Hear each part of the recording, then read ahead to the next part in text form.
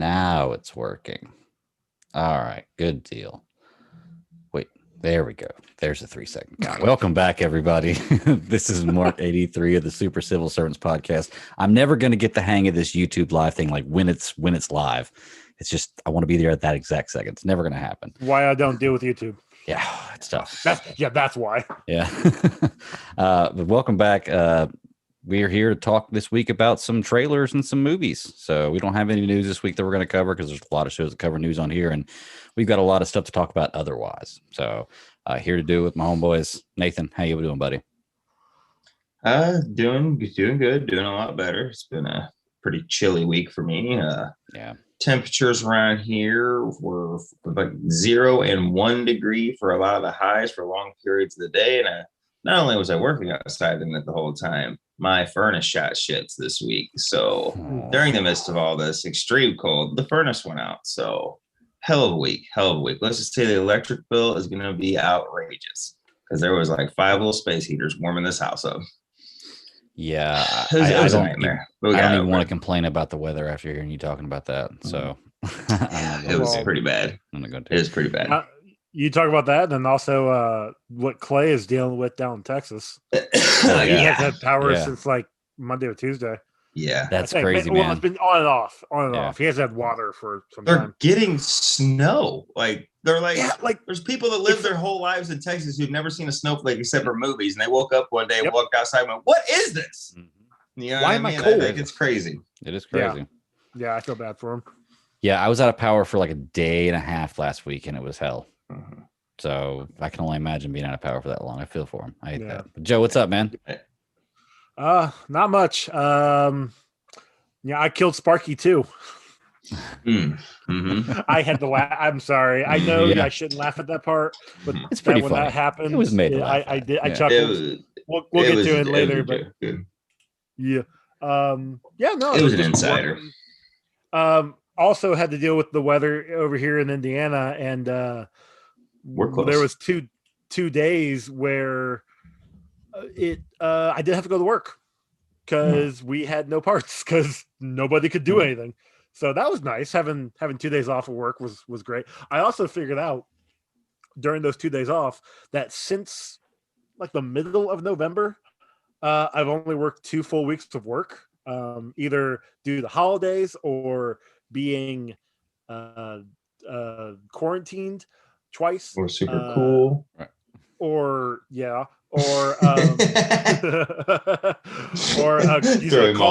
vacation days. Like I've only had to work 2 full weeks, and I'm in 3 months, so I'm okay with that. I would like to try to do that all year long. Would be great, but sure, ain't that lucky. Sure. I don't want to use up all my days. That'd be a nice permanent work schedule. Look, it's not bad. I get paid for the hours. I'd be okay with it. Yeah.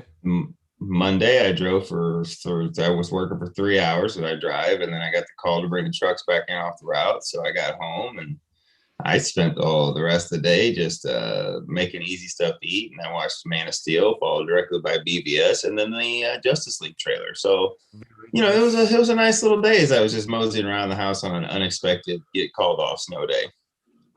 Yeah. I've watched the Justice League trailer on HBO Max a couple times already. It looks really nice on my TV. Wait. You can watch it on HBO Max? HBO Max has you got the trailer on HBO Max, yeah. Oh, I haven't seen that. I guess I got to do that. I've only watched. I pulled it up on YouTube. I didn't know that either. Yeah, I didn't know that. That's crazy. Okay. I was just scrolling around the HBO Max one night. I think it had been like one of the days I was off because I had time, and I'm like, oh, trailer. Click. Yes, I will watch you 5 times in a row on my giant TV. Oh, you're going to watch it again tonight, and we're going to talk about it. So and I'm totally fine with it. I watched it again already tonight. So that's going to be really fun. Good. Before we get into all this, let's go ahead and get the paperwork out of the way and let's talk about the network, which we are a part of, and we are part of the Geek Ultimate Alliance Network, covering shows 7 days a week. I'm not going to go through the whole spiel of shows. It's a whole lot of them. Check it out in the show notes. We include all the shows. We cover everything in comic book, graphic novels, television shows, movies, and then we just shoot the shit sometimes. So it's really fun. Check us out 7 days a week. 10 shows, 7 days. Yep. Exactly. There's something for everybody. Mm-hmm. Most likely. We also have a Patreon account. Check out the Patreon account. We have 2 tiers, a $1 tier, which we call a tip jar. We really appreciate everybody who contributes to that. It's just kind of a thank you for what we do, and we thank you for contributing. There's also a $5 tier in which you can get ad-free early and exclusive episodes. So that's a really fun deal to check out too. We appreciate everybody who supports us in that. And last but not least, we are an ad-supported network, so we will have a couple of ads in every episode. Bear with us for about 30 seconds. Not too bad. It'll be over before you know it. So Travis said that the other day, and I was like, "Oh, I like that."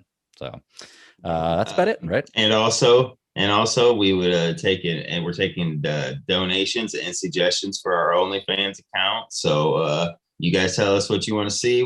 Give us the money. We'll work it out, guys. Come on, everybody's got an OnlyFans nowadays, right? So don't worry, Geek Golfing Alliance OnlyFans. There's gonna be a lot of shirtless stuff on there, guys. Come on, you guys know you're gonna want to see it. Just a bunch of these old flabby 40-year-old guys around here, almost 40-year-olds. You guys are gonna love it.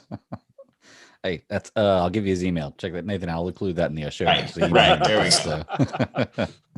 All right. Well, let's go ahead and continue coverage. And we're going to start with a movie this week. A classic, 1994. We've been covering the Mighty Ducks series up to the release of the new Mighty Ducks television series coming out. Mm-hmm. So, in honor of that, we're just kind of watching the movies. And this week we are on D2, which is probably my favorite of the 3, to be truly honest with you. Yep. The most fun, I feel. I grew up with these movies when I was around the age of these kids, as these movies came out. So, I enjoyed it like that. And I went back and watched this movie for the first time in years, to be honest with you. So, but I did watch it a lot as a kid. So, of course, you remember a lot of parts about it. But let's just get some overall thoughts about D2. Joe, I'll start with you, man.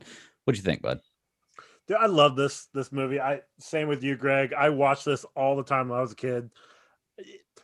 And the funny thing was, I did not know how to skate. So it was like one of those kind of living vicariously through these kids my own age. Right. Air quotes there. But it was fun to watch. Now, watching it now, after years of not watching it and having the mentality I have nowadays of like, oh no, these kids are assholes. What the fuck? Yeah.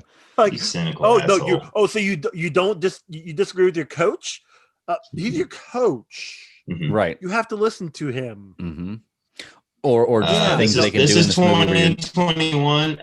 No, Joe, this is 2021. You're not allowed to say that. Okay, you don't have to listen to authority figures now. It's just complete fucking anarchy. Now, you can do what you want. All right, so but 1994. Yeah, in 1994, you just do what you want. They should. Don't worry, they're going to come back and cancel. They're going to come back and cancel this. I'm surprised Bombay's still around after he's the alcoholic and got put on the kids. I'm telling you, after the first movie, cancel. Well, it's fine.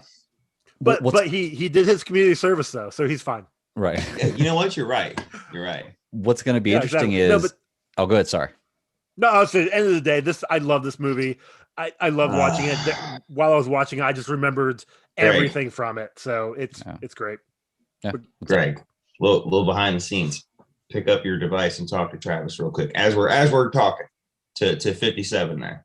I can't talk and do this at the same time. What? He can't pull up the chat. I think he's on the first link you did. Because you know how you started the stream. So I'm sorry, guys, we're stopping it down. I was just trying, but maybe you can't pull it up. So you might have, that's what I mean. Text him or chat him or whatever. As we keep going. Sorry, I didn't mean to stomp it down. But yeah. No, but here you talk about the show. And I'll well, that's right. You know what?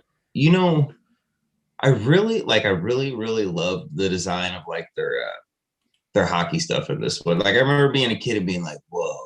Like when they got their upgraded uniforms and stuff, like for what was it, you know what I mean? Like they got all the Team USA suits. I was just like, it looked cool. And I was just like, whoa, like awesome. how cool, you know what I mean? Like how, but then, now thinking about it, like if you're kids and you're going to like, the US, like of course, if you're representing the United States, of course you're gonna look top notch. They're gonna try to do it. But I remember back then just being like, whoa. And I remember also being like, this movie was so cool. These movies are so cool. They're making an actual hockey team that are the Ducks. And like you guys, I was in the right age for these movies, and I watched all 3 of them as they came out. They aged with me. Yep.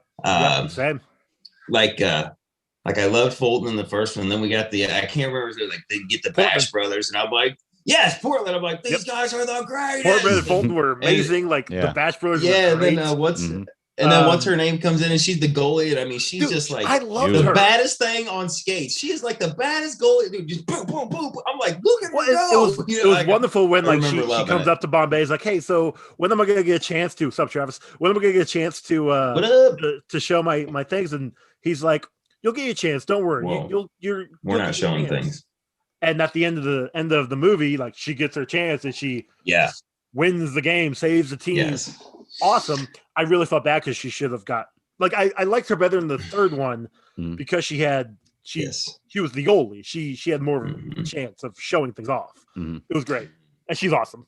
She is awesome. And that was one thing about this movie that I thought was weird looking at it now. It's she really only has like 4 or 5 lines in the whole movie, and she only has like 2 real scenes. She's only behind gets in the goal like twice, I guess, kind of, and then she has maybe a couple of the scenes throughout the whole movie. She's a very, very small part of this movie. She's got. Have you ever heard the term? I came here to block goals and chew bubble gum, and I'm all out of bubble gum, because she came in there just to kick ass. Like she didn't even need to say things. You still remembered her, or she was still impactful from just those 2 scenes, or like you're talking about her just knocking shit back. Yeah, she didn't have to say anything. It was just her presence alone. All right. T-Bone, what's up, buddy? Came right when we're talking Mighty Ducks. Well, I tried to come in earlier, but boys, I gotta say now, I'm at least 90% sure my DCA co-host secretly hates me. I'm gonna paint you a scenario now. But here we go. This should be fun. Wednesday goes to record. Skipper forgets about me entirely, like I didn't even exist in the planet. Went and recorded another episode with somebody else. Forgot about me. I don't do any homework to watch the episodes. Okay, that's fine. Writes me big message Thursday. I got them already watched. Whenever you're ready to go, let's go. Sits up, everything ready to go. Greg watched the wrong episodes. Got to pause everything. Greg got to watch them all. Hang on, I'm trying to pull myself out from under this bus here. Hang on. Greg got to watch them all. And then I, who am an hour and a half later than Greg in the time zone, gets crushed a little bit hard for that. And then tonight, got very excited, seeing you guys on, clicks on the link. Invalid ID, not allowed in, won't let you in, no dice. Clicked on it 17 I'm new to this, dude. 17, Jesus. Open it up. I think after the first one, I would say no. Like maybe 3. First one was a misunderstanding. Second one was, I don't know, sounds like he's messed with me. And now tonight, I'm full blown thinking he's totally messed with me now. He's just screwing with me. No, I just want to be a little shit. I love it. I'm doing great, guys. Tested negative. My COVID test came back negative. Gets to leave the house after got to leave the house after 9 this morning, so that was fun. Picked up, snagged a nice comic book. Saw that. Yeah, $4, and watched the Zack Snyder Justice League trailer 3 or 4 more times. But we're talking about D2. How far are you guys into this? Wait, Travis, I just got a question. Well, while we're just on the subject, we're jumping in. So do you just never pick up your phone to, like, is it always on silent or text? Is it only Twitter alerts, or do you just purposely ignore me when I text you, or do you just wait 24 hours to text back on purpose, or what? I got friends like that though.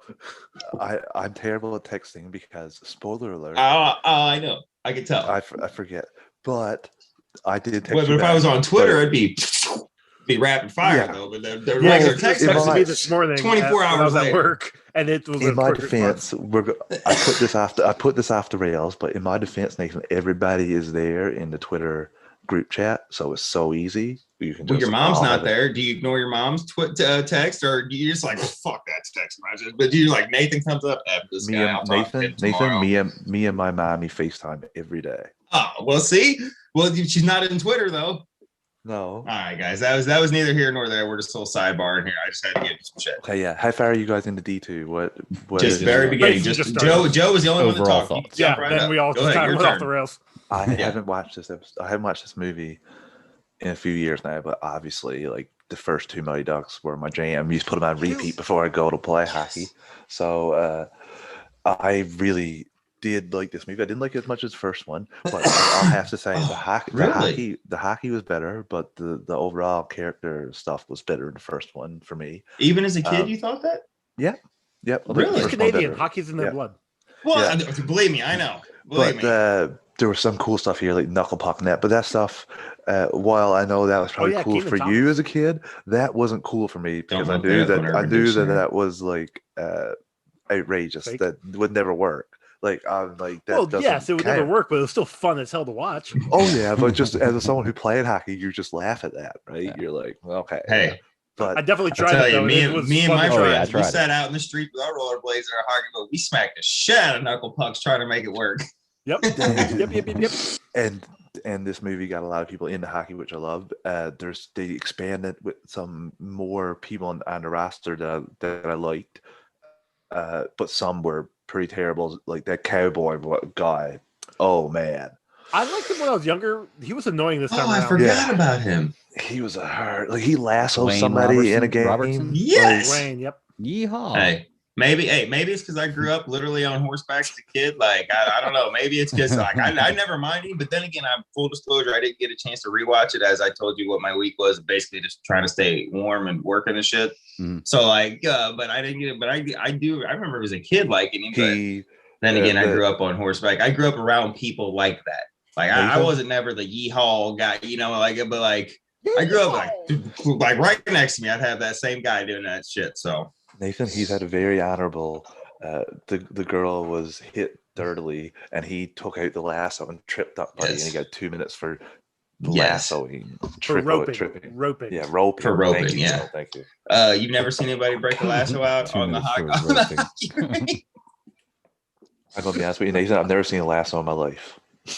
Wow, that I would believe that. You're a very sheltered man, so I do believe that you're very sheltered. I've seen snares and guns and hunted. We've never had horses. Horses can't survive the. Well, we do have horses actually, but they're. I was getting ready to say, what? You just about blew my fucking mind. I was about to fall out of my chair and be like, you don't have horses in Canada or on your island? I was about to fall over. They're very few. Very few. Yeah. I like I said before, I like this movie the most because me too. I mean, I don't know. This one is just the most fun for me, but I did love this. You get to see a little street hockey in this one, which is pretty cool because I never played in an organized hockey league, but I used to play street hockey at the apartment complex I lived in when I was really young, and I enjoyed it a lot. So it's always fun to see that. Did you use the little ball, like the ball for the hockey? No, we used the little puck like they had in this. We had that. We had like the little hard ball. You know what I'm talking about? Like the little hard balls. Zero bounce ball. Yeah, like we would have those little things out there. Yeah, but so it was fun. Well, let's get into it. Let's just start talking about things of the movie. I thought it was funny just starting this movie off that it's rated PG-13, or it's rated PG due to mild language and rough hockey violence. Is what it says. All them hard hits. So yeah, then they didn't even have any concussions in here. Well, yeah, but I mean, Banks got his like wrist. Yeah, it almost got bruised. Yeah, Joe, would you believe I used to go around to the house? That wrist was already in jeopardy. With a stick. Try and do that. Well, that's the scene that I see. Greg, his wrist was already in jeopardy. All right, it was already weak. Because I watched all of them all the time when I was younger. That was the scene that I thought was in the first movie. Because him, but at the same time, watching it this time, and you purposely see he's like, "Yeah, I did it. Hit me. Come on, let's go. Yeah, do the scene." Yeah, that's pretty good. I remember watching it as a kid. I looked at that scene and I remember seeing his wrist, and for some reason I remember seeing it like bruised up and mangled, like, oh man, he really got hurt. And then I watched it this time and I saw just a wrist and I was like, oh, okay. Well, all right. Maybe that was just my imagination when I was a child running away with me. But because as a kid, you were like, oh, that hurts. Oh man, I remember when I fell and it hurts. And you just start running yourself through the scenario. So you probably made it worse in your own head. Yeah. When your kids, like if you scrape your knee, you're like, Mom, I gotta have my leg amputated. You know what I mean? It gets just so much worse. Oh yeah. Dude, I fractured my wrist in like Pee-wee football when I was 8 or 9, and it swelled up to like the size of my hand. Yeah. Oh yeah. And so the fact that his wrist didn't do anything. Yeah.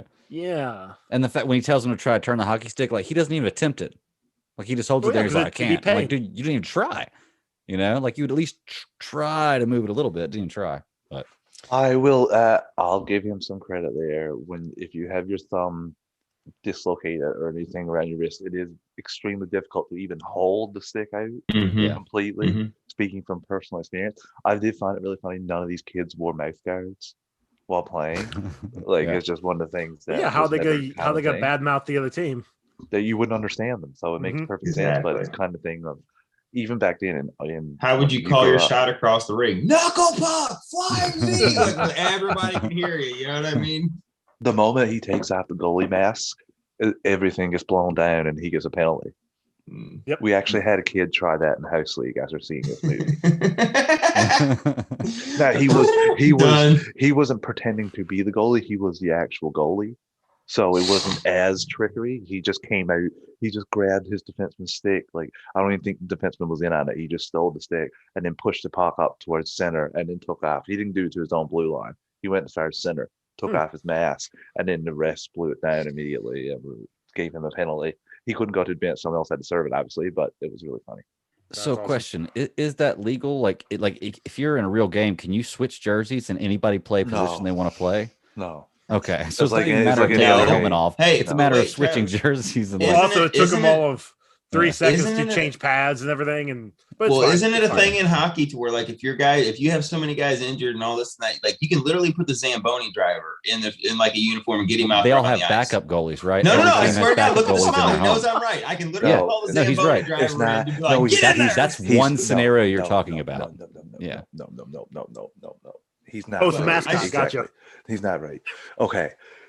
Each team carries 2 goalies when they're playing. Each team carries 2 goalies. So every team in the NHL, every arena, there is somebody in that community that is their emergency goalie that you call. Sometimes it's somebody that like it's the Zamboni driver. In my team's case, Toronto Maple Leafs, the person in their thing is a guy who drives a Zamboni now. But now Nathan, he did play major junior hockey and just didn't like he's like good but not good enough for the NHL. He's just under it kind of deal. So it's not exactly like taking me or you at the stands. He's just good enough for the NH. He can't get the L. He was just good enough for NH. Yeah, right, that's a good explanation for that. That's good. Yeah. Okay. Hey, if it works, right? Yeah. That's awesome. That's funny. What y'all think about them replacing Hans with Jan in this one? No good, Travis? No, Hans was one of the charms, and clearly you know that because of the way the new one is being pushed. I'm blanking on his name now. Emilio Estevez is being pushed as Hans of this generation's movie. Between 1 and 2, he ran into Bruce Willis, at his Christmas party. So shit just went down, and we know it. He ran into barefoot Bruce Willis. Nathan. There's only one Hans in the history of the world. Hans Gruber. That's it. Only one Hans. Well, no. See, here's what happened. Between the first one and the second one, he got lost in time with Bill and Ted. So. Yeah, okay. That one just hit me the right way, and I said, "That's pretty stupid." First two.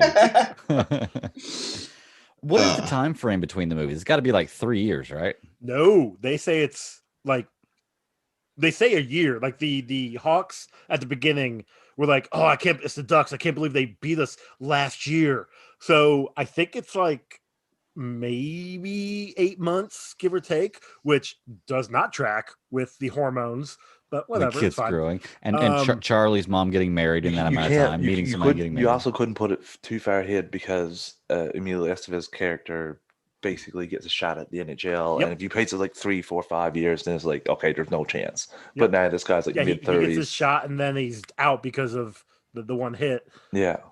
So, and then the third movie, they don't really give a time frame, but they're in high school. So if they were in middle school. Yeah, junior high, the first 1, 2, then they're in high school, the third one, boarding school, freshman. So well, they actually, my first cousin went away to one of those schools in Ontario. No, I'm saying it's a thing, yes. Yeah. But it's he's nowhere else. The time frame, the years, and their ages just don't match, and that's. Yeah. I mean, you can't. I don't think they anticipated the success of the first movie, and I doubt they anticipated the success of the second movie. So they're like, okay, so what are we gonna do? Because it wasn't long after the third one I was seeing Charlie make out with the teacher and stuff right next to Dawson's Creek and shit. So I mean, I'm just saying, like they weren't. Well, he was also killing. They were pretty old. In Falcony as well. So Okay, I want to ask. There's something about these movies that happens every time, and it almost seems like the same plot. And I'm wondering if I'm going to notice it in the third one. Well, yeah, the quacking definitely. Okay. But it's like they've got to find a reason to get mad at the coach. Yep. Yes. And then immediately get over it. Yep. And it's a really stupid reason, and then they immediately get over it. It's happened twice. It's in the third now. one as well. It's in the third one. Okay. I watched that one this week. It's in the third one as well. I also noticed. I noticed this years ago, but the main guy on the Iceland team, the Stoll, I think his name was, he was so disgraced after losing to Team USA that he left Iceland, changed his voice, changed his name, and decided to hit on the goalie girl in the third movie. Oh, really? It's the same actor. Yeah. That's crazy. Wow. It was just funny. It's fun times. Good taste. Somebody was like, nobody will notice. Nobody will notice. Yeah. But no, I compared this one to my girlfriend the other day, D2, to Major League 2, where the team hates the coach. They're having problems with him, so the coach changes. But it also has the Sheen brothers are being dicks, and they meet some new chick, and then they realize that new chick is bad, and they go back to the old chick. Yeah. That's I feel like they put him. It's a bad. Yeah, I feel like they put him dating the Iceland trainer or whatever. It wasn't even dating. They're like they went out to get ice cream. But they only put that in there just to make the team mad at him, just to give the team something to get mad at him about. Otherwise, there'd be nothing that they get mad at him about. And how many second chances does Gordon Bombay get? This man gets a lot of second chances, even though it's a badass name. All he has to do is go skate by himself, either on ice or in a basketball court by himself, and he's like, "Oh, I'm doing everything wrong. They'll take me back." Yeah. Well, there was a problem with that scene because he's sponsored by Hendrix, and he was using the Easton stick in that scene. Those are better sticks. Oh, wow. But he's sponsored by Hendrix. Just saying. Well, maybe he just found it on the court. It's like, well, I'm gonna borrow this for a second. Yeah, they won't know. As long as he didn't use the big baller brand, we're all right. You know what I'm saying? So let's see. In the last movie, we had Charlie's mom was the main female lead, and then in this movie we had Miss McKay, who you would think immediately comes in as the romantic interest, but it's not. I'm actually kind of happy that she wasn't. I'm happy she was just there as the teacher, and then the substitute coach for a hot second. Which you don't always need to have legal, right? Travis, bringing in just coach. What? That's not legal. Just bringing in a coach anytime you want to. Any coach you want to coach a team. Well, it depends on when. If it's before a tournament, yes, I assume so. No, I don't know. Maybe.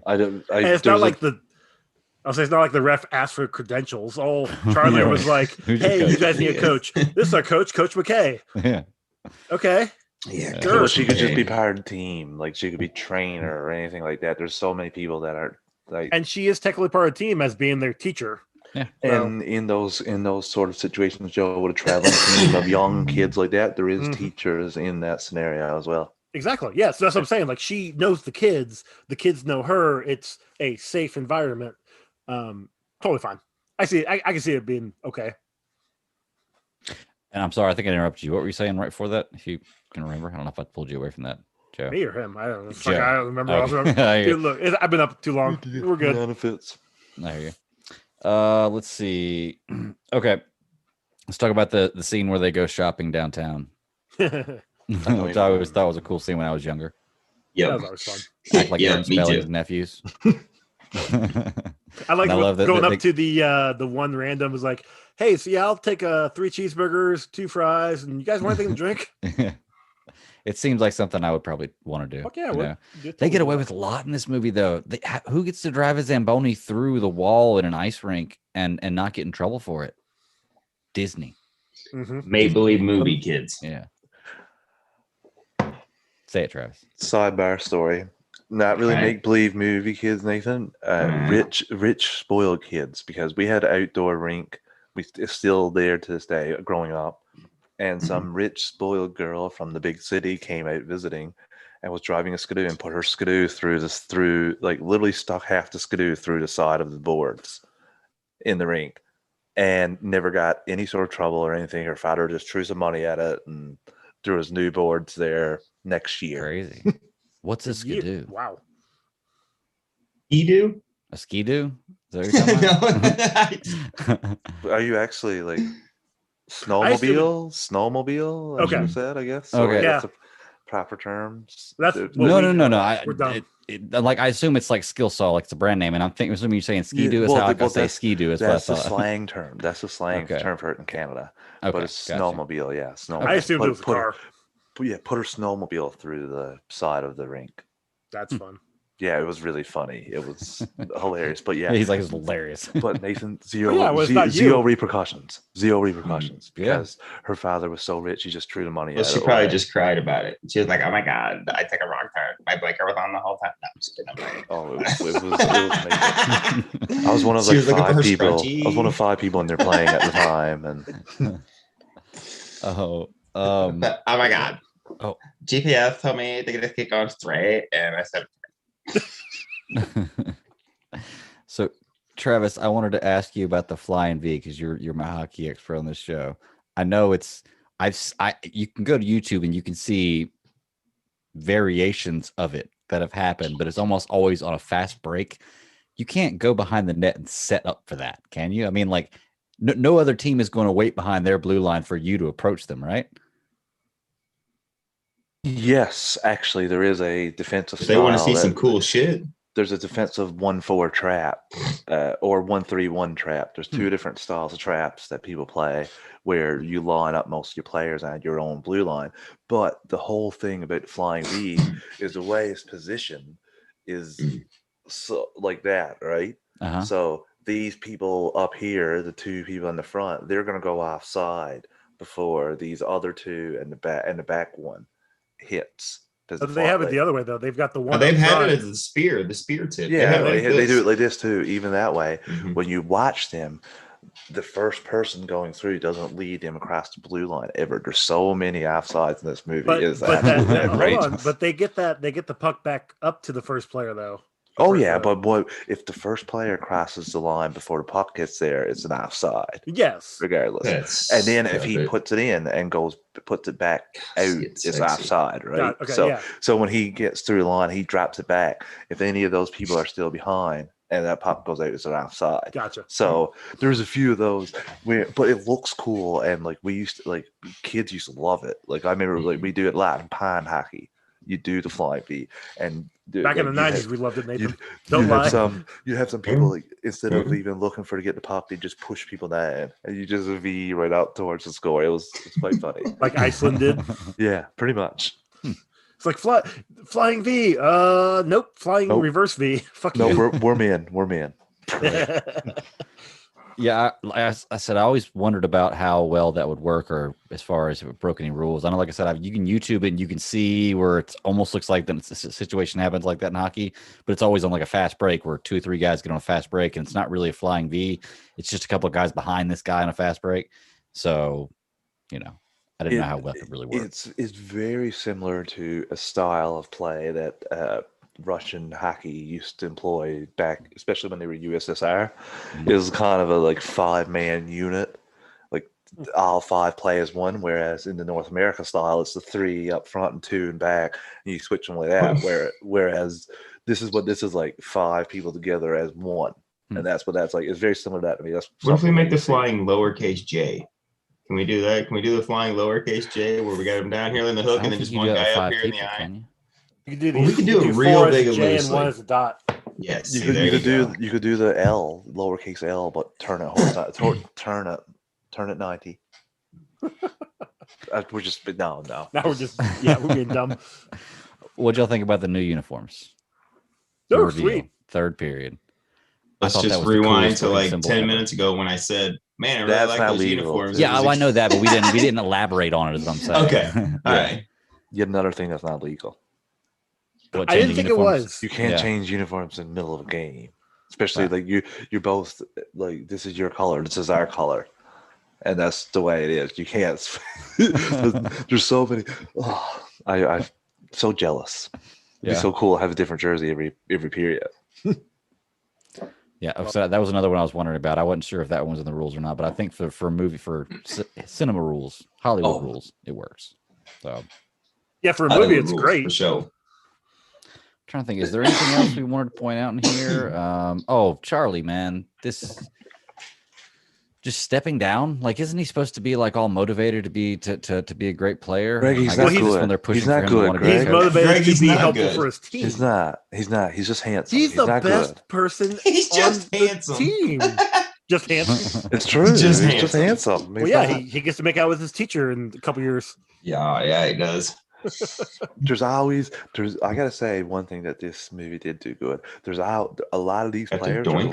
There's a lot of these, like, I've encountered a lot of these personalities on so many teams that I've been on. There's always an Adam Banks, like a super skilled, but people think he's a soft player, and sometimes like when you see him play through injury, sometimes he doesn't rise to the occasion. You have the Charlie Conway who's the hard team, but not quite as good, but will like step up. There's so many, like Goldberg, the hilarious cracking goalie. The one thing I do like too is the goalie battle. Like, that's an actual real life thing in any tournament, in any, like, sometimes you might go in thinking this is our guy, but after a couple games, another person, and you got to make that decision quick to switch. Sometimes it ensures you a win. Play the hot hand.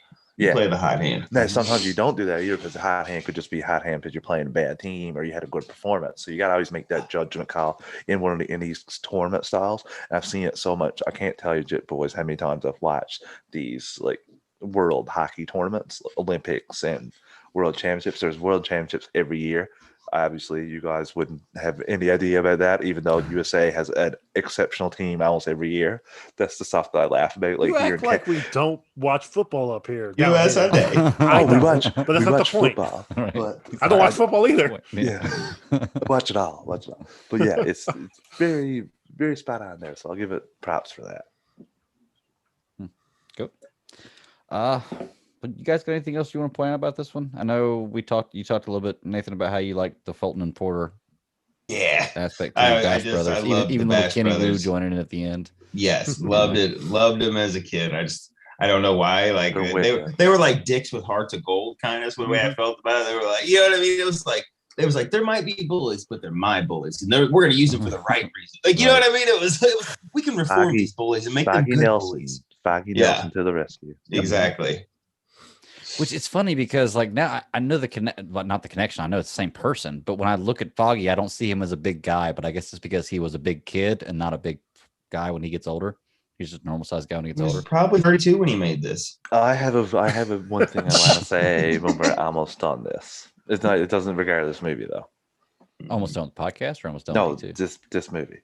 Oh, okay. I want to push. Okay. Yeah. Now I'm sure the next movie is going to be D3, but soon I want us to cover Double Dragon. Yes. Okay. Fucking high five! I loved that shit when it was so cheesy. We have an open, and stupid, and I loved it. We have an open weekend the week before Zack Snyder's Justice League comes out.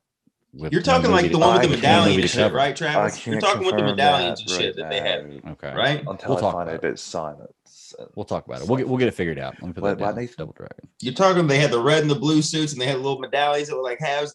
Yeah. I remember that. Yes. Hey, we might as well bring him. I just don't. We might as well bring in Mario Brothers too. No. They ever gonna remake Mario Brothers? Yes. I hope so. Yes, they will. Yeah, I hope they do. All right. Well, is there anything else you guys want to point out? I've gone through a lot of the notes I had here, points I want to bring up. Nah, it's a fun movie. Yeah. I mean, it does not hold up to today's standards, but it's still, nostalgia is just wonderful for this movie. Mm-hmm. Yeah. Always wear your math cards, kids. Ooh. Hey, Double Dragon. Tune into the video. Yeah. Double Dragon is on Pluto and Tubi. Really? It's on Pluto? Oh, I watched the shit out of Pluto TV because it's free. Drop in. It's free, as their tagline says, and it's free program TV. I didn't know that. I just found out today that I can get Discovery Plus for free because I have a Verizon Unlimited plan. It's also on Prime. So. Oh, it's also on Prime. Like Optimus Prime, or? Yep. Optimus Prime. Sweet. Yes, You see exactly, Nathan. That's the Prime he's talking about. I can't wait to hear your thoughts on this, boys, because it's VHSs. Hell yeah. Oh, wow. Transformers the movie with the shell case. In the old shell case. Yeah, I like that. All right. All right. Check it out. Let's move on then. We'll talk about let's go to the Mortal Kombat trailer next. We're gonna play it. We're gonna talk about it. Break. I was gonna say we're gonna take a break right before we do it. So let's about 40 minutes. Yep, let's go ahead and take a real quick break, folks. I'm the we'll be right producer back. of this goddamn thing. I was just gonna say, Nathan, what we're I have gonna to do do with that. Keeps us lassoed in. I gotta do that with Clay every once in a while on Ranger Alliance, and I feel bad. But I also when I'm on there, I talk for like 40 minutes on the first episode, and we have 2 more episodes to cover. So yeah, sorry, Clay. Oh, you good? Oh, don't worry, he's about to join. You can tell him. Oh, okay. Here we go. So we'll be right back. Oh yeah. Will you let him in? All right, and we are back. I'm going to let him in. I was going to let him in as soon as we came back from break. So, and we are back. Speaking of the devil, hi, Clay. Clay, it's like Beetlejuice, man. You said his name too many times. What's up? I did. I was just talking about you and how I have to, how every once in a while I have to remind you to take breaks during Ranger Alliance because I talk for a half hour. That is totally true. Are you a native Texan? Native? Technically, no. Is this the first time you've seen snow? Like. Oh no! Your first experience with it? Like, I mean, are you like blown away by this stuff? Or real quick, like, I'm gonna break the fourth wall hard. Right. Am I supposed to be jumping into Zencaster also? No. No, you're right.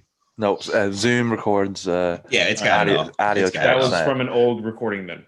Cool. Zoom basically just cut the knees out from under Zencast. Nice. No, so here's the thing. Okay, so when I was a small kid, I remember going to visit my uncle while he was in the army, and on base there was I can't remember where it was, but a snowstorm had just hit, and we built 3 snowmen before we even went inside to go visit my uncle. Nice. So nice. That was the first time I experienced snow. Okay. Now here, we stayed up long enough to see it all come down, like start to come down. We're like, oh, look, it's all nice, blah blah. It's so pretty. Snow, yay! It's pretty. Yeah, all flurries and everything. In the morning, Clay, I'm sorry, but just the way you said that. and in the morning, we're like, fuck yeah, let's go play in the snow. And I literally had 3 pairs of pants on because I'm like, I am not getting wet. I just want to go play in the snow. Still got wet. Still got wet. Oh, I mean, my first layer. Honk, honk. Okay. But I had 3 layers of clothes on. I made my very first snow angel, and just having fun. Awesome. By the 3rd day, get out of here. You're like, get out. I'm over it. Melt away. Yeah. Well, by the 3rd day, we also had 3 days without water. So I said, fuck this snow. I don't care. Like, if I see snow again anytime within like a month, it's too soon. Sure. Too soon. I don't think in Texas don't live in the Midwest then, because yes, because we get it all the time. And that's the thing. So that's the thing. Also, before we moved into this apartment, we were like this close to moving to North Carolina. Shut up. This close. Yeah. So well, we talk about that. The sad part is just Texas. They just didn't build the electrical and the water system to take those extreme cold temperatures and that heavy snow. I was telling Travis, they just didn't build it for that. I was telling Travis and Greg this the other day. So the worst part about this whole ordeal is our governor right now, last year, said, you know what? I think we should secede from the United States and we can sustain our own living sources as our own country. Yeah. So, I wonder what he thinks now. Is that the one that resigned, or is that the other one that resigned? No. This is the one that's still here. Okay. So, the one that resigned who called everybody weak babies and to get yourself out of it, basically. Like, what a dick! 3.5 million. That was the mayor. That was get yourself out of it. What a dick! Fuck you. No, but we're talking about the senator that went to. We majorly squirreled, guys, and I'm sorry. I derailed the shit out of this episode. I apologize. It's all good. Because here's the thing. I'm just curious. I took my first I'm okay with saying this live on air because I'm okay now. But I took my first shower in like 4 days. Hey, I understand. So no, I still don't have water. The sun actually came out today. Family members that do that and melted everything. Anyway. So we drove all the way to my mom's house, which is not very far from here, and we took showers. Like the days before that, my wife has she has baby wipes that she uses for makeup. I literally put like freaking shampoo and shit on there and just started to like laugh at myself. We all know what a whore bath is. You know, you get your pits, undercarriage, you do all the stinky parts and you're out. It happens. Come on, everybody knows we get this. We got it. My girlfriend was served in Iraq. She had 2 tours over there a couple times, and so she knows that bath. It's a field shower. Yep. Yeah. Yep. I've lived a sheltered life. I don't know that kind of thing. You've never camped? You never went out for like 4 or 5 days camping without running, or just like out in the woods with fire and just Nathan, where we camp, there's like waterfalls and stuff. So you're bougie. I've had showers in waterfalls. He's just got like fresh waterfalls out there. He's just soaping up and shit, and just cleaning his patoots and just taking advantage of it. Like, oh, what is this? Well, but to Clay's point, like just what Joe was talking about, but with the guy who went to Cancun and blamed his kids, we in a province in Canada, 3 or 4 when they put a lockdown in place. They found out that 3 or 4, we'll call them senators, but the same equivalent here, took off and went down south. They basically couldn't come back until they resigned. Like they wouldn't let them back in the province. Essentially, like there was mobs. That's awesome. Like I'm really surprised. Like because that area is that we call it the Texas of Canada.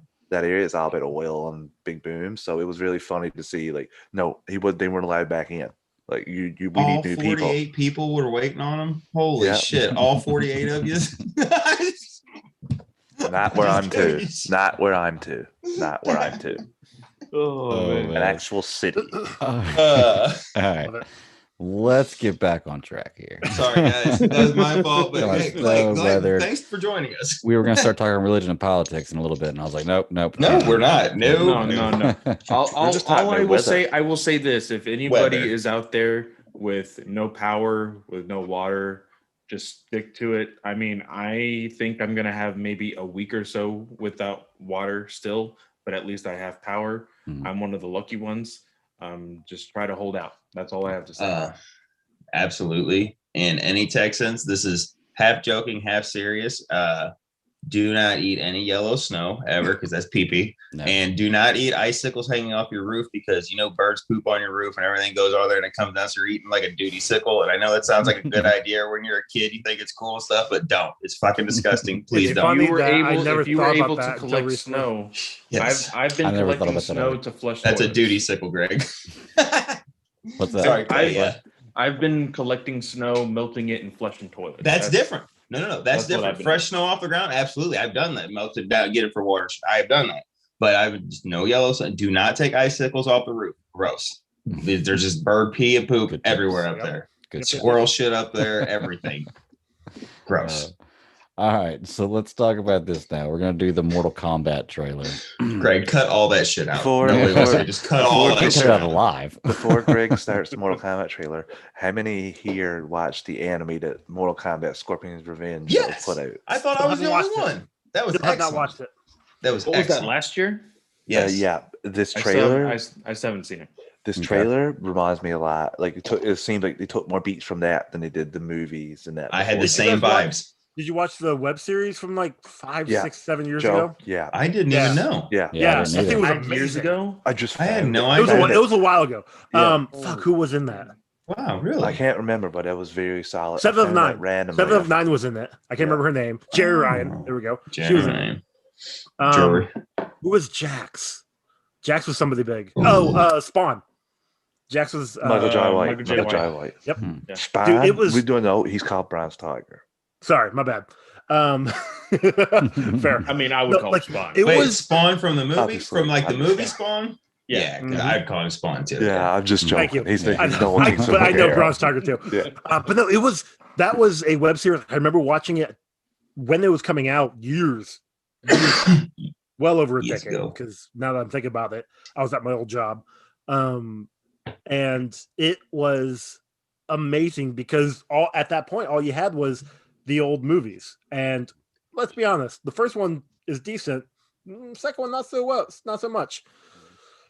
Still fun though. First one is better. First one gets better because of how bad the second one is. Yes. I still watch the shit out of both of them as a kid. Oh, I will too. And I did. Mm-hmm. I did not watch the second one more than Mortal once. Kombat Legacy was 2011. There we go. So yeah. So it was a decade ago. 10 years ago. And it was awesome. Yeah. It was so good. It was awesome. Was it like Machina or something is the sponsor of that? I think sounds familiar. Before they went under. Yeah, before they went under. Casper Van Dien was freaking Johnny Cage. Yep. Yeah. Wow. That's awesome. Who is conspicuously missing from this trailer that we're about to talk about? That's the first thing I called out. There was no Johnny Cage call out. He should be the Miz too. Even in the Legacy web series, he was quote unquote dead, right? Or am I thinking of somebody else? No, you're right. You're right. Okay, yeah, you're right. But they did with flashbacks. I loved it. I need to watch that again. I need to watch. I'll watch all of it. Really good. I'll watch all of it before the Mortal Kombat movie comes out. But it's like that with the Power Rangers fan made thing with solid actors. Yep. We'll be seeing that soon. Ish. Yep. Oh, y'all ready to cover this trailer? Yeah. Let's do it. Y'all ready for this? Here. Dun, dun, dun, all right. dun, right. Share. All right. I'll see it. That got a Red Band trailer too, so you could see all the blood and shit. Let's do it. I don't lie. I hope in the movie we actually get the full blown theme from at least the once. original. Yeah. Y'all watched that edit, right? The one that Chris shared. Yeah. That had. I haven't watched it yet. This is amazing. This was very cool, man. This was very triggering just because I was in the midst of all the freezing, which is fair. Looks really good too. Man, the way he just takes Jax's arms out, you're like, holy shit, that makes sense. Greg, flick the Cole's caption on, Greg, up in the top with the eye. It took me 3 watches of this trailer to realize that was Jimmy Olsen from the CW. Wait, what? What? 3? Wait, rewind that. Yeah, is Jimmy Olsen Jax? Is Jimmy Olsen from? You don't know? You didn't? Yeah. Is he really? Really? Yeah. Right there. No, what? He's not. Pause it right there. Boom. Yeah. No. Holy. That's not him. Guys, that's why he left the show. Yeah, that's why he left the Supergirl. No. Yeah. Really? Look, that's him. Holy shit! I did not know that. Yeah, it took me 3 watches to be like, wait a minute, I know who that guy is. Huh. I would have never seen that. And then when I looked it up, like it made sense as far as like when the filming was to when he like left the show, or he started to like miss more episodios. Yeah, he started leaving in like what, season 4? Or I guess we know who the biggest McCad Brooks fan is on the network. I kind of knew this way back. I was skeptical he was going to get so. Who's the kid with the tattoo? Who's the kid they keep showing with the tattoo? A new person, Nathan. A new character they're introducing. Yeah, I'm fine with that. They say new person, but was I the only one that when this aired, I thought the new guy or whatever ended up being Scorpion.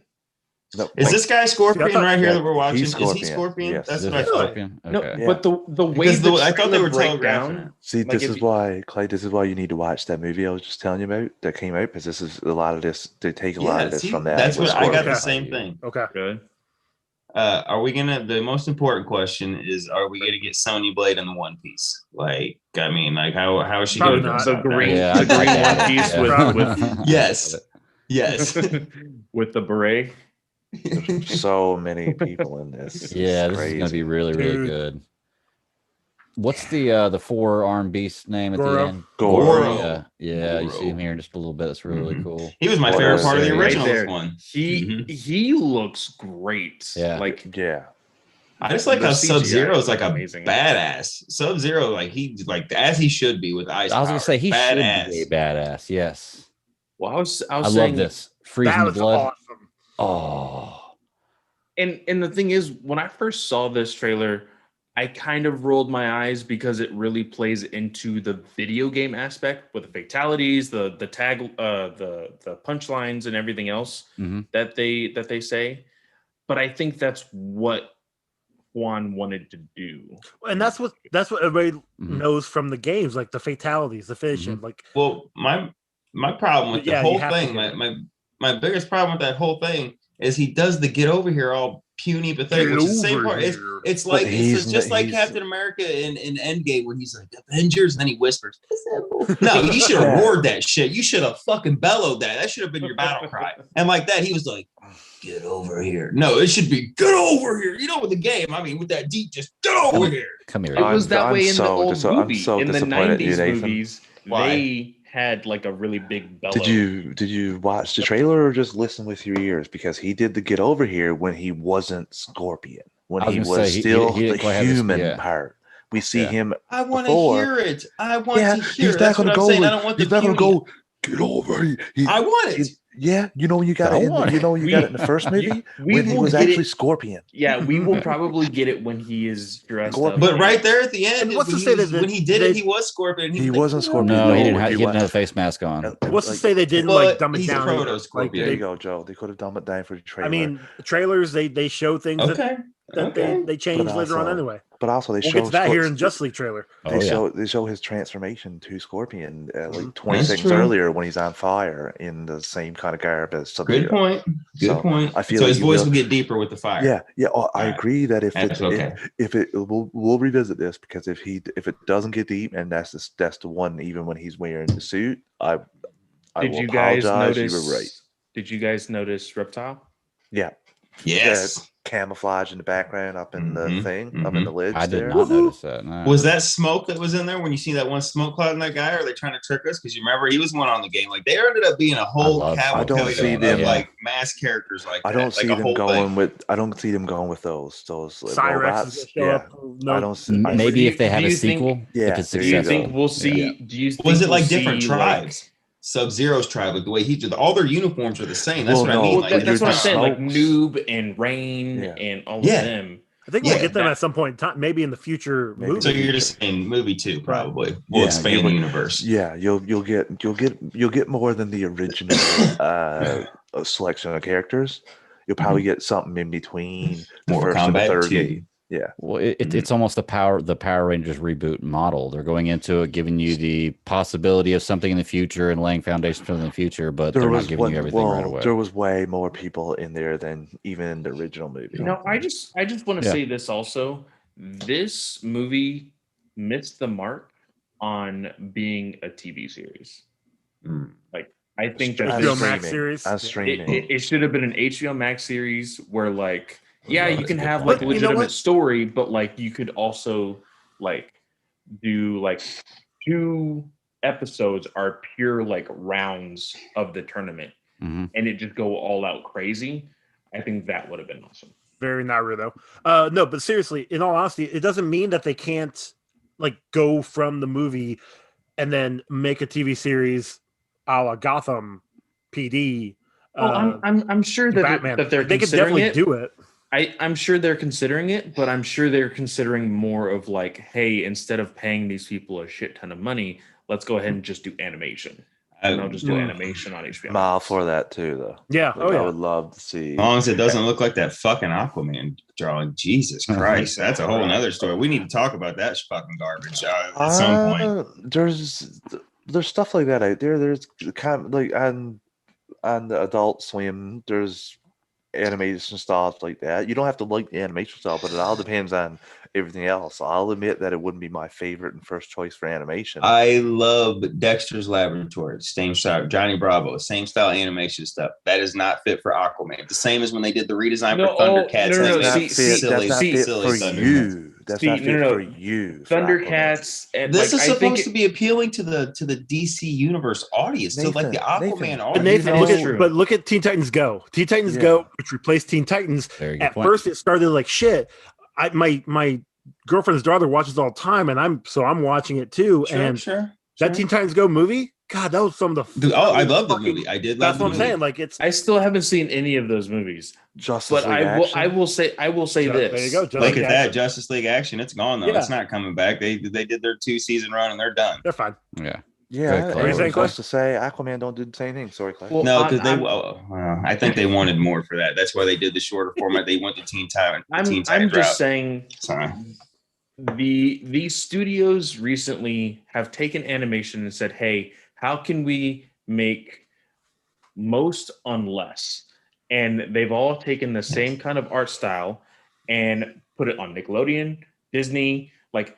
Everybody has the exact same style and it's boring. They need to go out of their comfort zone to really awe their audience. Because I'll tell you this, I don't know why so Thundercats, the new reiteration that has that shit art, that was stupid. But the one right before that, 2011, 2012, excellent. It was amazing. That was probably the great storytelling I think I've ever seen since the 80s. Serialized storytelling. Yes. Excellent. That's what they need to go for with things like Aquaman. Go with like the Young Justice type art style. Now, it doesn't need to connect to Young Justice, but if you have that kind of art style, you show that you are willing to be like, hey, we're going to put a lot into it. Well, isn't this King of Atlantis supposed to be in the Aquaman universe? But he looks like the fucking Aquaman from Batman really? Brave and the Bold. Like, what the fuck are we no, doing? he looks like nothing like Batman Brave and the Bold. He looks like Batman freaking. What's the dude's name from fucking SpongeBob? Mr. Krabs. That's what he looks like. Yeah, no, Barnacle Boy and what's their name? God damn it, what's the super Mermaid Man? Mermaid Man. That's it. That's Mermaid what he Man. looks like. Yes. Holy shit! Now that you say it, I'm never gonna get that out of my. You just fucking ruined it even more, Clay. God damn it, that is Mermaid Man. I don't know. Look, I'll watch this over the Batmobile TV show any day of the week. So. Batmobile the movie. Okay, Batmobile the movie. No. It's Batmobile. It's supposed to be something like it's for kids. Okay, but that is for kids. So this that's not the Aquaman point. thing is this supposed is going to be for kids as well. They're aiming for the kid audience. The Mortal Kombat thing. We segued away from it. We started talking about. That's my fault again. Sorry. Aquaman King of Atlantis, the animation garbage. If we're going to be talking about animation, look, while we're here, I'm just going to pump the brake. We're detouring to talk about animation. I'm going to make another detour. And come on, the Superman Man of Tomorrow, I hated that animation. And I loved it. That Justice Society is going to be in the same animation. No, the background shit looks great. The characters look garbage. They look like they're cardboard. Like you just cardboard. I don't know why they chose that hairstyle from Wonder Woman. That's the only thing I'm upset about. Everything else looks good. Set in the 40s? It's during World War II. Yeah, it's during World War II. But I just don't like that Man of Tomorrow animation, and that it's something to get used to. I'm not like I wish. But again, it is something that is probably super cheap, and they're like, hey, we could probably have a lot to do with this as far as a connected universe. Is this the animation that they're going to go with going forward? I think so because I mean, real quick, has everybody seen the Apocalypse movie? Yes. Okay. Fucking phenomenal. The Justice Society might actually be connected to it. Oh. Because both the reboot, it's a Flash from back in because time. both Flashes. Yeah. There's Jay Garrick and there's actually Barry Allen. I saw that, but but the way Barry Allen acts in the trailer, don't give me hope. the way he acts in the trailer is he's new to the experience of World War II. So he just went back in time. He's trying to rewrite everything. Just like he was supposed to do at the end of the Apocalypse movie. What an interesting theory. Yeah, I like it. Really hope that gets confirmed. That would be cool. Yeah. Well, when the movie comes out, we'll watch it and find out. So we might get something before that too. Yeah, probably. I still need to watch the Batman. Soul of the Dragon. Don't do it. I Soul of the can't Dragon. get it. Soul of the Dragon. Don't do it. Is it terrible? It was the biggest waste of money. Was it just an FU? Well, no, it was just like, hey, we're going to make a non-Batman movie, but put Batman on it so that way sell it. Mm-hmm. Yeah. Maybe that's why I only got like 20 minutes into it and never went back. It was horrible.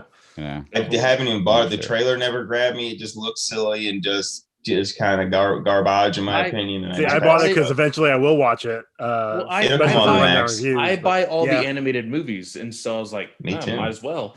Same. And I was really hoping that it could be really cool, and I like cartoons. Garbage. I'll get to it. All right, we can go back to Mortal Kombat, guys. I'm sorry, I really have to. I was going to ask, do y'all have anything else about Mortal Kombat you want to say? Because we can, if not, we can move on to the next trailer. Actually, my thing is this new character, like Cole is his name, right? Cole, yeah, Cole. The one Cole. C-O-L. Oh, so one thing that I don't want. Do you think I'm ready for? Hey, if Rocky and Tum Tum show up, we know we got a hell of a crossover universe coming up, guys. The one thing that I don't want, which I'm willing to bet like 100% it's going to happen. Cole is going to make his way into the next video game. What? Like, why would you say something so controversial? How are you yet so true? These dots. What? And it like I don't know. I say that like as if I'm like a huge Mortal Kombat player. I haven't played Mortal Kombat since what was it? Was it DC versus Mortal Kombat back in like 2006? Whichever one was on the GameCube. That was my last one. Yeah, that was the last time that I actually tried to like, Armageddon or something like that. I don't remember. The last time I played a Mortal Kombat engine was Injustice, because that's what those games were. Basically Mortal Kombat with DC characters. I have Injustice too, but both. They were amazing. Yeah, they're fun. The mobile game's pretty fun too, but it's just a button masher. Of course, all of them. Get the second one for like free. What buttons? You're on a fucking mobile phone. There ain't no buttons. What are you talking about? Buttons there. You just press stuff on the side of your screen. Just tap it in. I can literally smack it against my leg and it'll still work. Tap. And side note, he did do a drive earlier this week. Yeah, it was the 25th anniversary of that video. And then Shooter McGavin did a video I saw that video. That was great. That's awesome. Such a classic 90s and 2000s villain. No, I'm just talking about Shooter McGavin. I'm talking about the movie. The movie's still good. Christopher McQuarrie. Yeah. He still looks good for his age too. Yeah. Shooter always does. All right.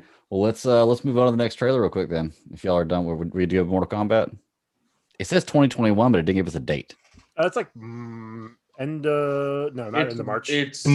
It's right before. No, wait. Is it before Zack Snyder's Justice League or after Zack Snyder's Justice League? After. So I'm thinking March, right? It's after April. Zack. It's April. It has to be April since April. Godzilla vs. It Kong. says it right at the end of the. It says right at the end of the trailer. Look, I don't watch. Trailer. It says April. I don't watch things. Okay. Yeah.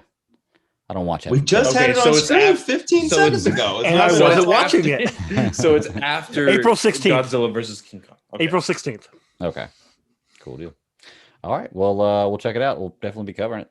So let's get into Zack Snyder's Valentine's Day present. I haven't got to play this trailer and talk about it while we watch it. So let's play this trailer and talk about it, and we'll go through it. I had D&D that day, so I couldn't talk about it. Huh? I was playing D&D on Valentine's Day, so I couldn't talk about it to anybody. All right. Here. Oh, wait. I guess it would help if I shared it, wouldn't it? Is that like you and your girlfriend's way of spending Valentine's Day? Your troll and her troll got together in the Dungeons and Dragons world. It was like, what's up? I've got a human rogue, and she's got a halfling elf. So yeah, you guys are gonna make the ugliest little unicorn babies. Like, yeah. Oh no, she's her character's fucking everybody but me, so it's fine. Oh, stop it. Nah, it's fine. Man, I came just back like double clicking. You're just double clicking their brains out. Weird part to walk into. All right, here we go. Okay. Love this. I love that. God, yeah. I love that. I literally just finished watching this movie a half hour before we started recording. Mm-hmm. I do like how it emphasizes on the waves there. Man. Sound waves. Goes right into the bell that's been rung. I am pretty confident that I love these shock as soon as this movie comes out, I'm going to watch it until I have to record with any of you guys. Mm-hmm. So it'll be on loop. Probably the same. Well, I know that I'm going to watch it when it comes out, and then we're doing a recording immediately afterwards. I'm not taking any notes. First one's going to be just reaction. Then we're going to go over it the next day here on Super Civil Servants, where I'm going to rewatch it and take notes. Back this thing up. You're just talking over it. Back it up. You can't hear anything. You're fine. You already know what's going on. Yeah. But we Keep gotta going. talk So there we about go. it. That's where I started talking. But we Building gotta falls. talk about it. We can pause it. Building falls. Well, that building on Themyscira there, you know, like Yes. That's when Steppenwolf steals the mother box. Okay. This is a part we've seen before. this right I here, right here. love- God, I love this. love I love to it look so at this. much, Mhm. and I So got a many feeling people- that this is the very end of the movie. Mm-hmm. There were so many people that were saying that this movie is giving off Lord of the Ring vibes. I Yes. 100% agree. Me too. Which is not a bad thing. No, Not a no, bad I've thing heard at all. that a lot. Hey, hold on. It equals the scale and the runtime. Like it's Mhm. Lord of the Rings. It's got an epic feel yeah. about it. Nathan, this can't be at the end of the movie. Why? Why? There's that's Steppenwolf. different. That's That's What? a different That's a shot. different Back it shot, up. different Back it up. scene. It's not in the Yeah, Okay, it's so not you're saying connected. this is two different shots. Him Yeah, walking look, down see, look there. at all the red here. Look at all the red. Now play it out and watch. Now, Play it out. pause. Keep going. Now look, that's different. That's a hologram okay, or whatever. okay, Back you're it up. right. That's Yeah. a hologram. You're right. I don't know if it's a hologram. Well, it's some kind of well, he's communication talking, device. he's device. just talking to him. Yeah, he's Yeah. talking to Steppenwolf. There's the red I'm not herring y'all were sure. talking about before. I'm not sure if it's Mhm. not Steppenwolf, if it's not Darkseid and Steppenwolf actually discussing together, because you see Steppenwolf's armor leave him. Receding. Retract. Yeah. And I I'm did see that. assuming it does that because Darkseid's there, and Darkseid gave him this armor so that if Darkseid wanted to kill him, he could. Like the Okay. armor will not protect him. That's kind of what I assume from You're that. missing you it. can't You're get missing it. it. You can't get I it. know, I keep Yeah, missing it. the red herring is very interesting. It is very blatant that Yeah. that is like bad, Yeah. quote unquote. Mhm. And I know Zack Snyder wouldn't be like, "Hey, I'm gonna put something." I'm gonna Look at put the rest bad of the movie. visuals. Yeah. Well, no, he's a visual artist. Like Mhm. he Yes. would recognize if something was out of place. It you know? almost looks like a camera, not even a gun. Oh well, I mean, it's Kind of. I mean, yeah. Yeah. But yeah, But- so I'm interested to see what that's going to be whenever we actually see the movie. I don't know. We might actually see it before. Don't look up. Well, no. There was a post that suggested that we're gonna see it in the second trailer. That right there. That's Oh. my favorite part. Don't. God, what's he say about the charging bull? Don't. Oh, don't. If you Wave the can't red take cape. down the charging bull, Yeah. don't wave the red. Don't cape. wave the red. Yeah, the red cape. I love that line from Alfred. Yeah. New line. So I wonder if we'll get Darkseid. So- First speaking- Flight speaking 2.0, the rebirth, next trailer. flight. I Yes. cannot wait. But go back Now- right here. Cannot wait. Something I Well, didn't I don't notice know when I'm before. speaking next trailer, Travis. Before we saw I'm cool with this Same here, Jeff. 2.0 flight, we were told that the 2.0 flight was actually going to be with Cyborg. So there's going to be two flight sequences. Yeah. One being Cyborg and one being Superman. And I think it's supposed to really mirror each other because, of course, Cyborg is still getting. Cyborg is basically at the moment of where Superman was in Man of Steel. mhm. Mm-hmm. First getting his powers, first learning about them, and all of that. we just While Superman is being reborn, It's like, and so I think it's going to be awesome. Clay, I think, Cyborg's like a Clay, teenager. I think that that'll be the first time we see Cyborg actually have fun with his powers / Mhm. enjoy them. Yeah. I think that'll be the first flight will be it. I want to ask a question here, y'all. With this scene right here where Batman's shooting the parademons, what is this?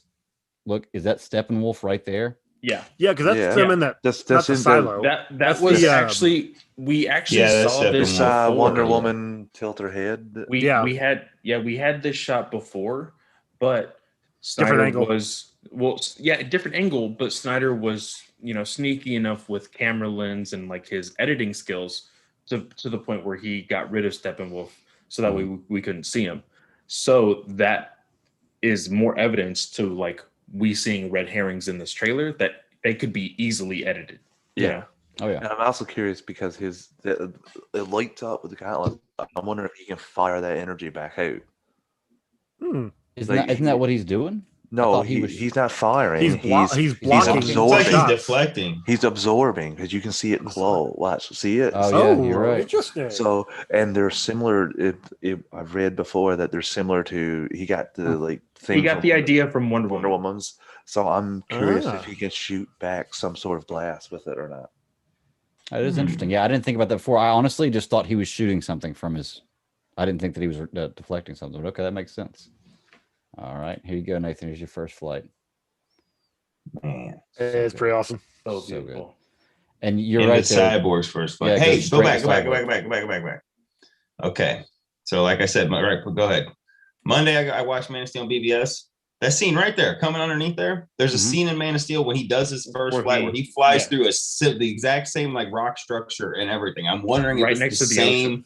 I'm wondering if it's the same thing, like maybe Cyborg doing that flight or Superman retracing his first flight steps. There's an archway that literally comes out and hangs over like this, in like a little circle part right next to the water in Man of Steel.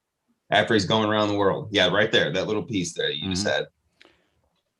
Yeah, it'd be interesting. I'm so excited about this. It's gonna be so crazy. Let's talk about this tank here. The War Machine, I believe it's called. Yeah. Oh man, looks. So God, it's gonna be awesome. Yeah, it is, dude. I can't wait. So fucking awesome. That's such a cool shot of Batman standing on it too. Oh my goodness gracious, this is gonna be so awesome.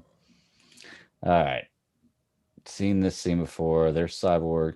I want to go back to this because whenever you first were talking about the red herring, Clay, the other day on DCA, and you were talking about the bad looking special effects. I thought you were talking about that right there, because that scene, I can't pause it perfectly in time. That scene with Cyborg where it zooms on his face just didn't look good to me. I think the thing is, it's the edit of the trailer. I think honestly that part is the edit of the trailer. I don't. We saw this repurposed in Justice League for when he is trying to like rip apart the mother boxes with Superman. It's the exact same method of like moving and stuff. Right. But this, I think he's going to possibly see what the future is with Darkseid. So the nightmare. Yes, that's what I think too. And Flash he's gonna have his own nightmare vision. Yeah. And Flash is attempting to stop him. Well, and this actually goes back to towards the end of the movie here. I know, Clay, we were talking about on DC Alliance about how Cyborg looks like he has a Jack hoodie on behind that. And then there was somebody that said on Twitter that could be a vision. Yeah, Cyborg's is there, but not possibly, there. It could be a vision. Yeah. Yeah, he is actually doing the same thing this right here. Right there. With Joker. That right there too. Okay, first of all, I want to say I heard people you guys saying people were like, oh, he's got a hoodie on, it's terrible effects. This movie's gonna be fucking terrible. Let's rewind to 2017 where he had a fucking hoodie on the whole time. And there were people out there, being like, "Oh, this is great." So I just don't want to hear that nonsensical argument. We're gonna hear that nonsense for the next month. People are gonna hate watching next month. No, we're gonna. Well, as long as this movie exists, we're gonna still get it. But I'm saying yes, we're gonna still get it. But we're gonna hear it a lot from now. The Snyder haters are gonna watch this movie just to be like. And even if they don't see it, they're still going to act like they did, so that way they can talk shit about it. I look forward to the jackasses who will have a 3-hour episode discussion drop the minute the shit like the 4 hours is up. It's like, oh yeah, I watched this movie and this is terrible. Blah, blah. Like, well, how did you watch the movie and record that? I like what you guys said, that I think that's Cyborg and like he's seeing this because. Like it really says something when you got Joker sitting there with the gun over his lap and that bulletproof vest. And, we live in a society, you know what I'm saying, where what honors out the window or something. And he says Batman, he's talking directly to Batman, but like calling him out, being like, you've sunk this low that you need my help. Like he's coming to Joker. You know what I mean? Like, so Joker knows shit's that messed up. Like I just love that. I love that just little insinuation there. Joker's talking directly. The only thing that would have made it better is if he would have said Bruce, but I like, it's just, but that's how shit the world is. Batman's got to work with his worst enemy. Well, Joker doesn't care about Bruce. Never has. That's true. That's very true. That's very true. And like I just said, like Batman and Bruce at this point in time, Bruce is he is Batman. That's true. And just the emphasis on Batman when he says it, it's so good. It's so good. Oh yeah. I love it, man. That looks cool. I don't know how you get rid of the tattoos, but I don't mind them not being there. Laser removal. Yeah, sure. Okay. That works. Hey, that works.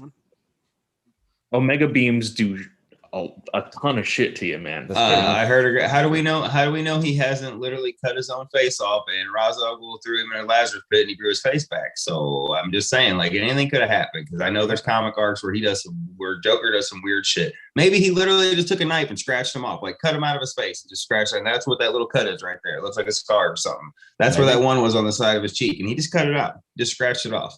Maybe. I think it's possible. Know. I'm going to be more curious if he pulled his grill out and he's got dentures in. Because I'm like, really? Why do we go from gold teeth to dentures? So that just seems kind of silly. Yeah. Oh, man, I'm so excited. Just got my confirmation today that I have the day off work. Yeah, it's pretty. So, yeah, I've got the Thursday, Friday off. I wish I did.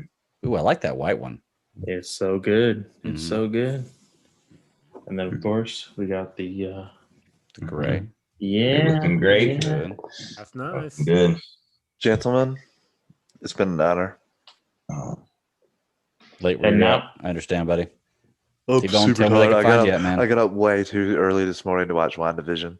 Like when I at Clay, this is how close it was. When I finished and looked, the Geek First chat was up for only an hour.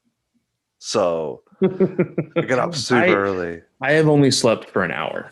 My girlfriend was like, "Are you really getting up now?" I was like, "I'm watching my show." I strutted out to watch WandaVision. Left. After having some. Bye, guys. Later. See you later, man. See ya. Later.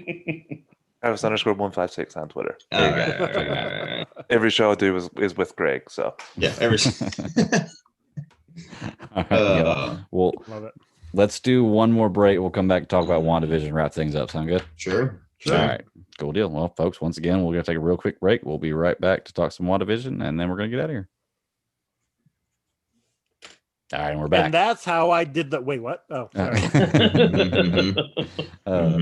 All right, so WandaVision, we got what, 2 episodes left now? Next week's Yes. penultimate. Yes. It's starting to get pretty crazy. Hopefully like there'll the be an ending of hour this long. one. Huh? Hopefully they'll be hour long, like they said they were Did going you to. guys catch? Wait, I know I'm jumping to the end, but did you guys catch the mid-credit scene? Yep. Yes, we actually did. watched the credit Okay. scenes this time. Good All job, right, I just Greg. wanted to make sure. Well, and also to what Joe was It was gonna say, it was never confirmed. correct. Like this random person decided to make a photo, Official with looking. official looking quote on it. Yeah.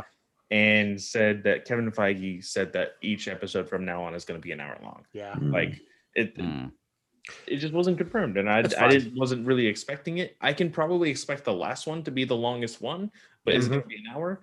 I mean, it might be an hour with the 7-minute credits, but Yeah, which is insane. Fucking crikey, we gotta get over that shit. They're gonna make you watch all of them, so that way you They can get just that they credit. straight Well, up not in the movies. crocodile I can Dundee fast the forward. credits. Yeah. They crocodile D the credits. They're like, that's not credits. This is some credits. Like he just whips that shit out there. All right, so this week was early 2000s. The when series, I guess the name of the episode was Breaking Down the Fourth Wall. Modern The Family. Office, Modern Family, yeah. So where I guess the character communicates with the audience. So I like Breaking that. the They did a fourth pretty wall. good job of it. That kind of docu-series kind of style that they're, So, well, I'm just going to jump to it because I said this exact same thing on the Geek First podcast when we reviewed it immediately after. Also, just real quick, if y'all didn't know, Disney Plus actually shut down. Like it crashed right at the time. I saw your episode tweets. dropped. It was kind of like anxiety driven because I was like, I'm not going to be able to watch it. People are going to post spoilers. Oh my God. I had to watch the first 7 minutes on my phone while I was continuously like reloading it on my computer. And then thankfully, once I reloaded it one more time, it started as like pretty much it linked up with my phone. So I didn't have to like press anything. Nice. That was nice. But when there's a moment where Wanda is, of course, talking to the audience and you hear somebody respond to her and just says, "Oh, wait, you're not supposed to talk." For a split second, I thought we were going to see Kevin Feige. That would have been. I mean, that would have been great. Yeah. It would have been That would have awesome. been fucking funny. Nathan, you weren't expecting that at all. I wasn't. Yeah, That, I was like, where's he going? That would have been fun. I didn't know where you were going with this. Yeah. Yeah. I mean, this show for me keeps getting better. I don't understand the Rambo. We're going full spoilers. So I don't understand the Rambo thing being able to go through the field, the barrier, but I guess it's because she's full on mutant now. It looks like she's got the eyes changed. I don't even think she's mutant. I think it rewrote her DNA, not even to mutant. She's in. We'll call them enhanced. Enhanced. She's enhanced. Let's go with enhanced because they haven't named mutants. They haven't said mutants yet. Okay, but I mean, she's full Nathan, on. You said photon. I heard some other breakdown call her spectrum, which is she's seen weird spectrums. That's who she is now. But if you look at her Wikipedia, photon. If you look at her Wikipedia, in her lifespan in Marvel Comics, she has had 47 identities, like 14 different names. Oh, really? I thought it was just 4. No, it was a lot. I just want to say, we're not gonna go. I just want to say thank you. I just want to say thank you to the person or the people that did this episode for keeping that Halloween costume on just for me, because when she pulled the blanket back like that, I don't know what came over me because I wasn't expecting it. There was so many thirst pictures. Like the man in me just like sat up real quick because I wasn't expecting it, and I went. I mean, if my wife, I just want to say thank you to the people that did that because I wasn't expecting that. That was just a nice nice thing for me. What's up? Wow. So is Darcy going to be a mutant in the future? Wouldn't that be cool? I don't think so. She's I don't think she will. Mutants in the movies. Like I don't want her to be. I just want her to be comic relief Darcy. Well, I think she's really good at comics. I think she's really good at comic relief because she did a really good job in Thor. She did a really good job, here in this show. The only problem that I had with her in this episode was the way she was relaying all the information to Vision. Mm-hmm. It was as though she had watched the movie Endgame.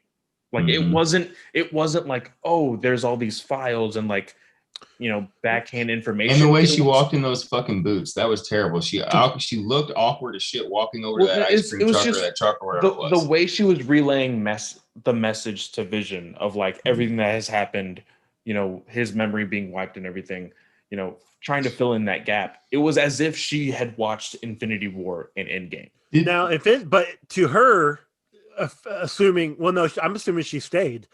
It's been 5 years. Mm-hmm. She's working with S.H.I.E.L.D. agents. She probably has some knowledge of what went on, what went down, who all disappeared, what happened in Wakanda. Mm-hmm. The Endgame thing, like them winning, that could have just been not common knowledge, but maybe passed on because everybody was watching it. Everybody came back. Now world history, right? Yeah, exactly. Yeah. So that didn't take me out of it. Like her having the knowledge and telling Vision what went on, that makes sense. But it all depends on what she told him. Was it just me, or did Vision's face look different? Did he look different to you guys? Did he look weird? Like it looked a little just painty and makeup or something? Like was it just me? Because like I got a feeling that his face actively stood out to me in this episode. And I don't know why. It may be because we've been seeing his actual face for the last 6 episodes versus when he was in Vision form last week, he looked good. Well, he looked good in Vision form last week. He looked weird. So last but that was also dark. Yeah. So last week when he went through the hex and he was getting blown apart, that was pure CGI. I think they had the CGI dots on him. It looked really clean. Mm-hmm. That's true. I don't know if they changed either the makeup because from what I've seen from behind the scenes footage of Vision, he has like this kind of elastic makeup. Mm-hmm. Like it's like a wrap on his face and not just dabbled makeup. Yeah, this looked more like paint. This episode looked more like dabbled makeup on his face. Mm-hmm. Yeah. Mm-hmm. And that could be in line with the 2000s sitcoms. Maybe that sticking to that formula.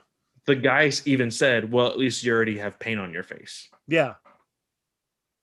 The sword agent that was giving Darcy grief in episode 3, that guy, yeah, or 4, whatever episode that was. Makes sense. Thank you. So let's get to the big thing here. What's her name at the end? Gosh, I can't remember the Agnes. Did any of y'all? Agatha all along. Yeah. So Agatha all along, that whole thing at the end. Like we've got 2 episodes left. Where do y'all think this is going? She wants the kids. Okay. That was the whole goal. That was the whole goal for whatever reason. I don't know how she knew, had the foresight, whatever. She wants those kids. Okay. Now, Joe might be able to answer this question because of his podcast, but I do know that Podcast? Exactly. So I do know in Marvel history, Agatha has a little bit of a relationship with the kids and with Scarlet Witch and their disappearance. So I haven't read that story personally, but I do know that is something that it has comic precedent. This, I will tell you, Greg, I am not entirely sure what the fuck is going on because we as fans have thrown so many fucking theories, and I hate TikTok for it, is the fact that like we are throwing Mephisto's name out everywhere. Absolutely everywhere. What? Like if it the blinks, flag Mephisto. Well, that's the thing, Joe. I know. Because I'm interrupting you. Keep going. Keep going. I'm sorry. Comic precedent. One of the number one things that Mephisto turns into is a fly, is a locust, to resemble death. And we saw the locust today. And we saw the locust. So it's like, is that Mephisto, or is it just a sign that death is coming? Like Disney is legitimately fucking with our heads. Who's Ralph? Ralph Mephisto? is again. We don't. It could be. Is that Ralph the honestly, Reaper? Is it going to be Reaper? Like, I don't know. Like, I kind of think maybe the way she referred to him, and we saw it. Like, Ralph is going to be somebody. You know what I mean? Like, this is my husband, and I don't know if it's going to actually be the devil or if they're going to mix him with somebody else. But Ralph is somebody. Maybe he'll be Guys, somebody. Maybe that's. I was going to say, what if that is the Luke Skywalker cameo? I've got an idea who it is, but I'm not going to say. Dormammu comes walking in. Nice. Big flowing head, maybe. Yeah. I've got an idea of who I think it might be, the Luke Skywalker cameo. But I don't want to give it away because I think I got spoiled for it, so I'm not gonna say anything. Is there already leaks out for like the end of I'm gonna need you to send me a link to that. There's always leaks out, you know. Well, yeah, I mean, there has been like, I feel like the very next day, so usually Saturday, we get leaks from the next episode already, or at least there's. Well, they give the promo. The problem is that Marvel is really trying to get more people to watch this show, and so they're like, "How are we going to grasp these people?" Oh, I know. We'll give small little leaks and spoilers for the next episode, and we'll put them out there, and they'll be so interested that they'll come and watch the show. Yeah, and I happened upon the promo for the next episode, and they show a scene in there that's like, well, that doesn't make sense, but okay. So it's on YouTube, Joe. It's on YouTube. Were you guys disappointed like I was that Monica for the last 2 episodes has been building up this? I got this friend. I'm making a phone call. They're bringing me this vehicle. I got this friend. It was it's just random lady. Regular military sword. Like they don't get to wear normal street clothes or suits. Like they got to wear fucking military fatigues. Like I don't get it. Or they like a branches because they had sword dotted everything, but they were in regular military fatigues. They didn't get to wear their business suits and their sunglasses and shit and look like the Secret Service. And she's just regular lady. I bring you the space suit and the space. She said that she was loyal to her mom, though. Like, she was loyal to Monica. They were making a thing. They were trying to make it a big deal. Oh, it's going to be Reed Richards. I'm happy it wasn't. No, I never. Yeah. I'm happy it wasn't. I'm happy it was just a nobody. Well, I don't want to say nobody. I'm happy it wasn't a big name person. Okay. Especially being Reed Richards, because as much as I would love to have seen that, as much as I would love to have seen the beginnings of Fantastic Four. Not in something like this, right? Like, make it give it its own thing. Yeah. Yep. Mm-hmm. All right. There's so much going on in this show already that we don't need. Oh, you really are going to show the promo? Okay. Why not? Are you freaking kidding me? Finish what you were saying though. No. You don't want to see the promo? I mean, I've already seen it. Am I the only one that has a special place in my heart for Catherine Hahn? Like, no, she's awesome. I don't want to show it. I don't want to show it. Clayton, you want to see it? I'm really iffy on it. Okay, then we won't see it. I'll watch it on my own. I'll watch it on my own. There you go. I've got one of the breakdowns I watched had a thought that the next episode could be a flashback. Mm-hmm. And we kind of see what's going on with Agatha and how she got. She kind of flashed back at the end of this episode, though. But that was just with the Wandavision show. True, like true all that. of her scenes there. True that. You mean how she gets Wanda under control, basically? Yes, that's a good point. And talks her into getting Vision. Okay, you know what? I'm down for that. And I think it might be. Greg, once you watch the promo now, I'm watching it now. Yeah, I think it's gonna be a mixture. I think since they're doing the mixture of the show and the real world, and that's flowing really well. I think they're going to do a mixture of flashback Agatha and the current world of what's going on. If we get a flashback, it'll be all flashback except for the last 3 minute stinger. The last 3 minute stinger will be the real world and what's happened to Wanda and the twins and Vision coming in, like the White Knight getting ready to save them. I wouldn't because she's trapped. That, but maybe I don't know. We'll see. That's just we got a week. Right, exactly. We'll find out. Exactly. There's a lot going on. So end of the episode, we see the kids have disappeared. Mm-hmm. We see Agatha reveal herself. I think I'm not gonna say the kids are dead just yet. I think that Agatha is the big bad. Mm-hmm. Yes.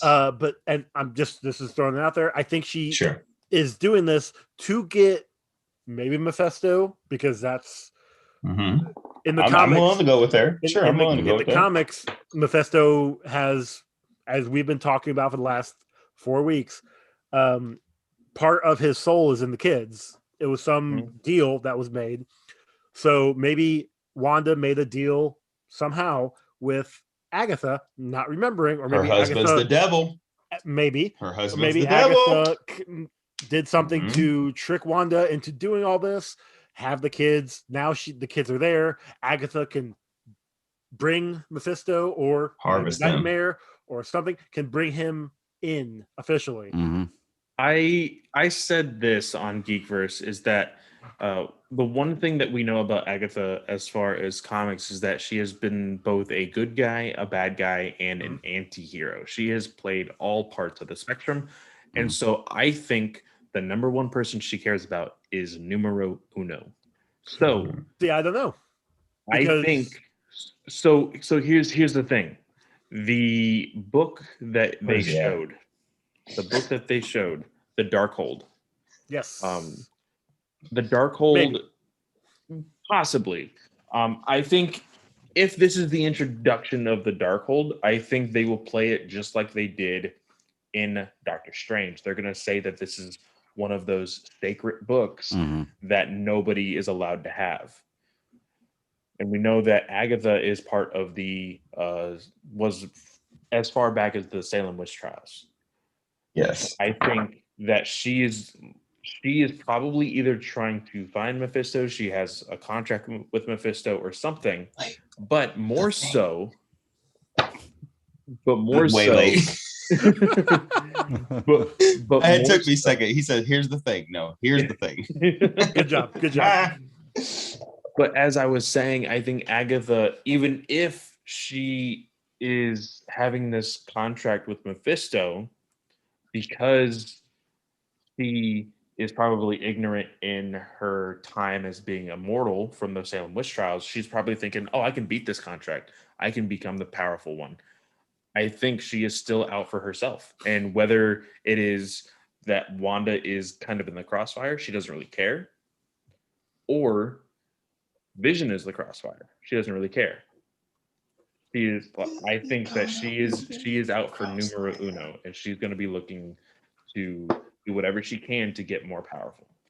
So you bring up the Vision, and they finally reveal what was going on, and how Hayward was wanting to bring Vision back to have his own sentient weapon, which is what Sword is now.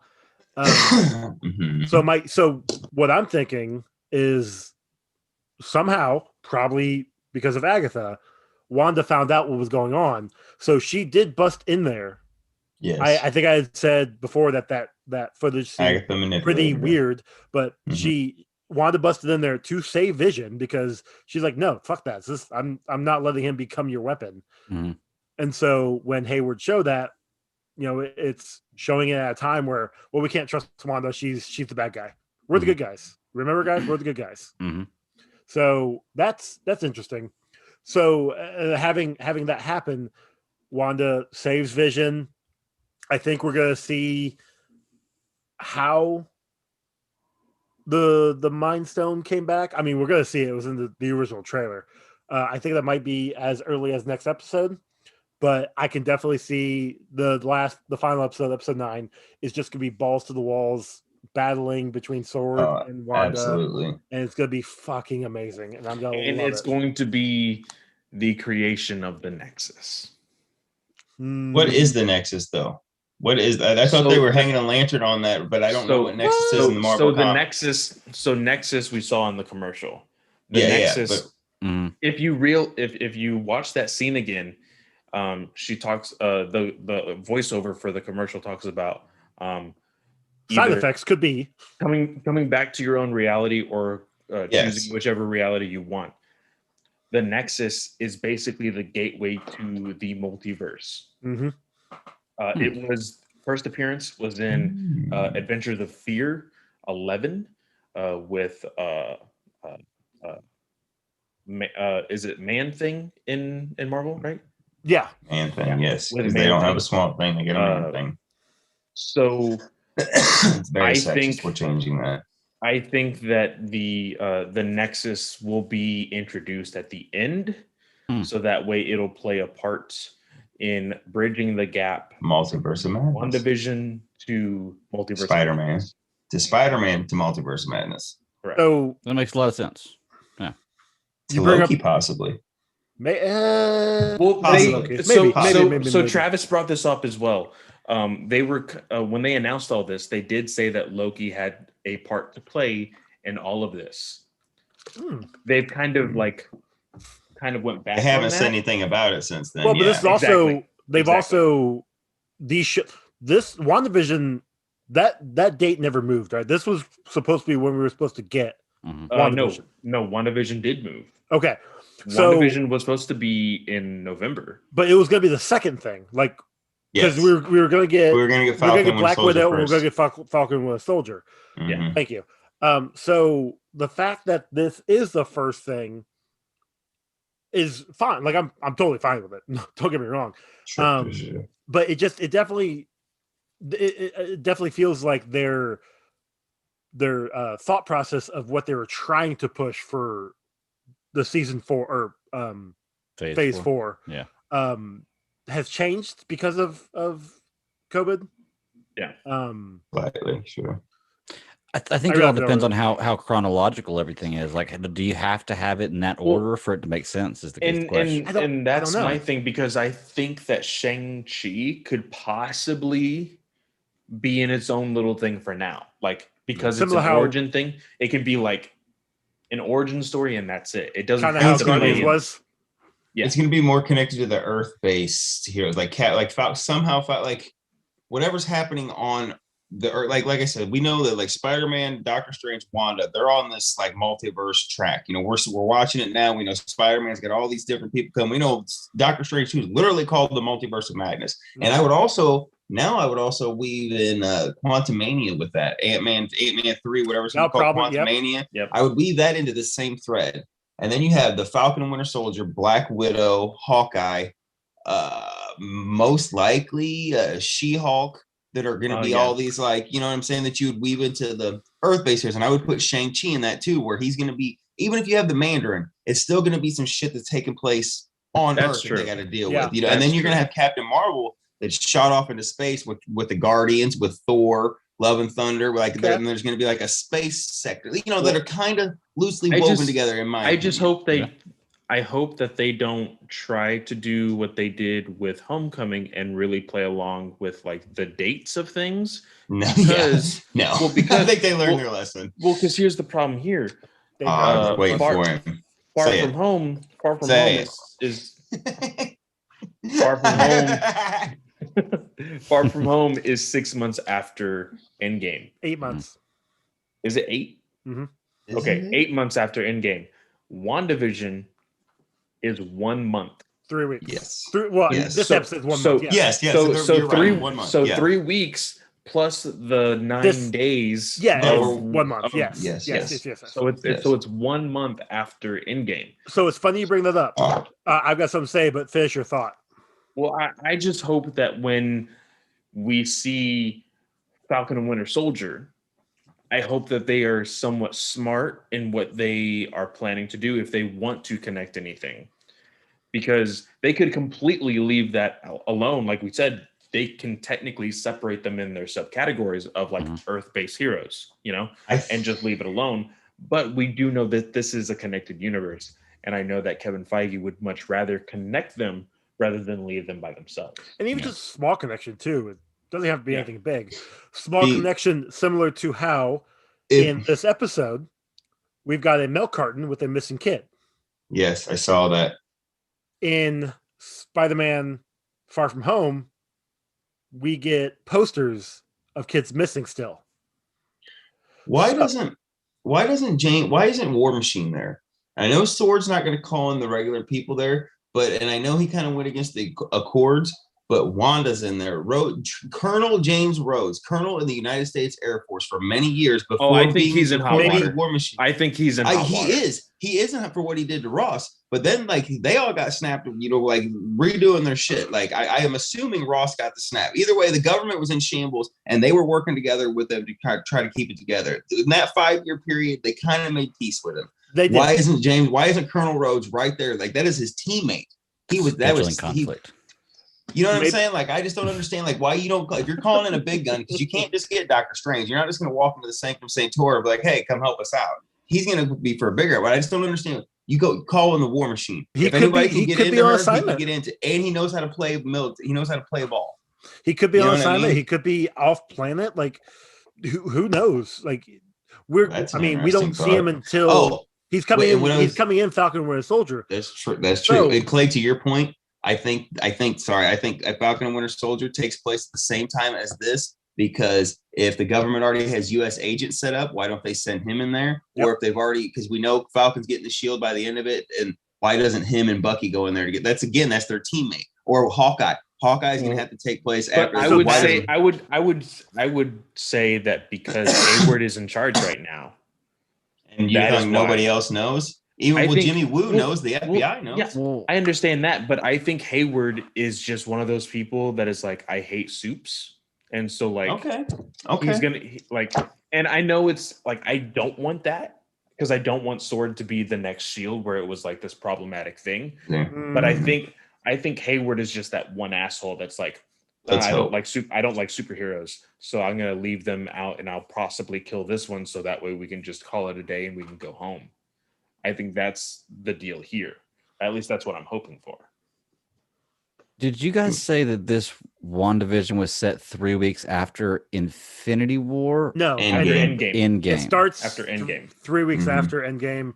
Rather, right now we are a month after Endgame. Because when Hayward shows the footage of when Scarlet Witch or Wanda takes Vision, they say, when was this? And he says 9 days ago. But on the first episode, they say 3 weeks. Or no, Monica's been back. Yeah, from the blip. From the blip when they came back, it was 3 weeks. Yep. Okay. Monica's on her first assignment, and this is supposed to be like a cushy little desk, find the missing person that the FBI agent can't find. Exactly. This is supposed to be something cushy to we can all agree back into that the missing person is Vision, right? Nope, Ralph. Like I don't think it's Vision, because why would the FBI want to try to find this missing person? Sword called in the FBI. I'm pretty sure that's what they said in the first episode. I can rewatch. No, I thought the FBI called Sword. But the FBI called in backups. What I thought. Yeah, I thought Jimmy Woo made the call. Like I just out of my depth. Well, only because like he went there, couldn't find his guy, and then everybody's and like, the police officers were like, I've never heard Westview? of it, standing in front of it. Exactly. So that's why they called an agency that deals with some extra stuff. And I hope that we get these answers by the end of the show, and it's not just like, oh, well, it became a WandaVision thing, so we're just going to worry about them. You'll find out these answers in Doctor Strange: Multiverse of Madness.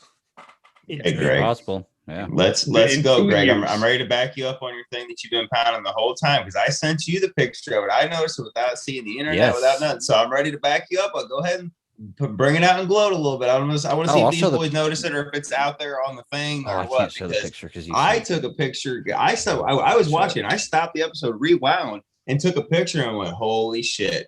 And I just want to know if you guys even noticed it. As I say, I don't know how you got to do. You just send it to them in the chat, whatever you want to do. But but go ahead, Greg. I'm just here to back you up. That I'll support you. I got this. Hold on. I'm gonna send it to myself on Twitter, and then I'm gonna share it. There we go. Okay.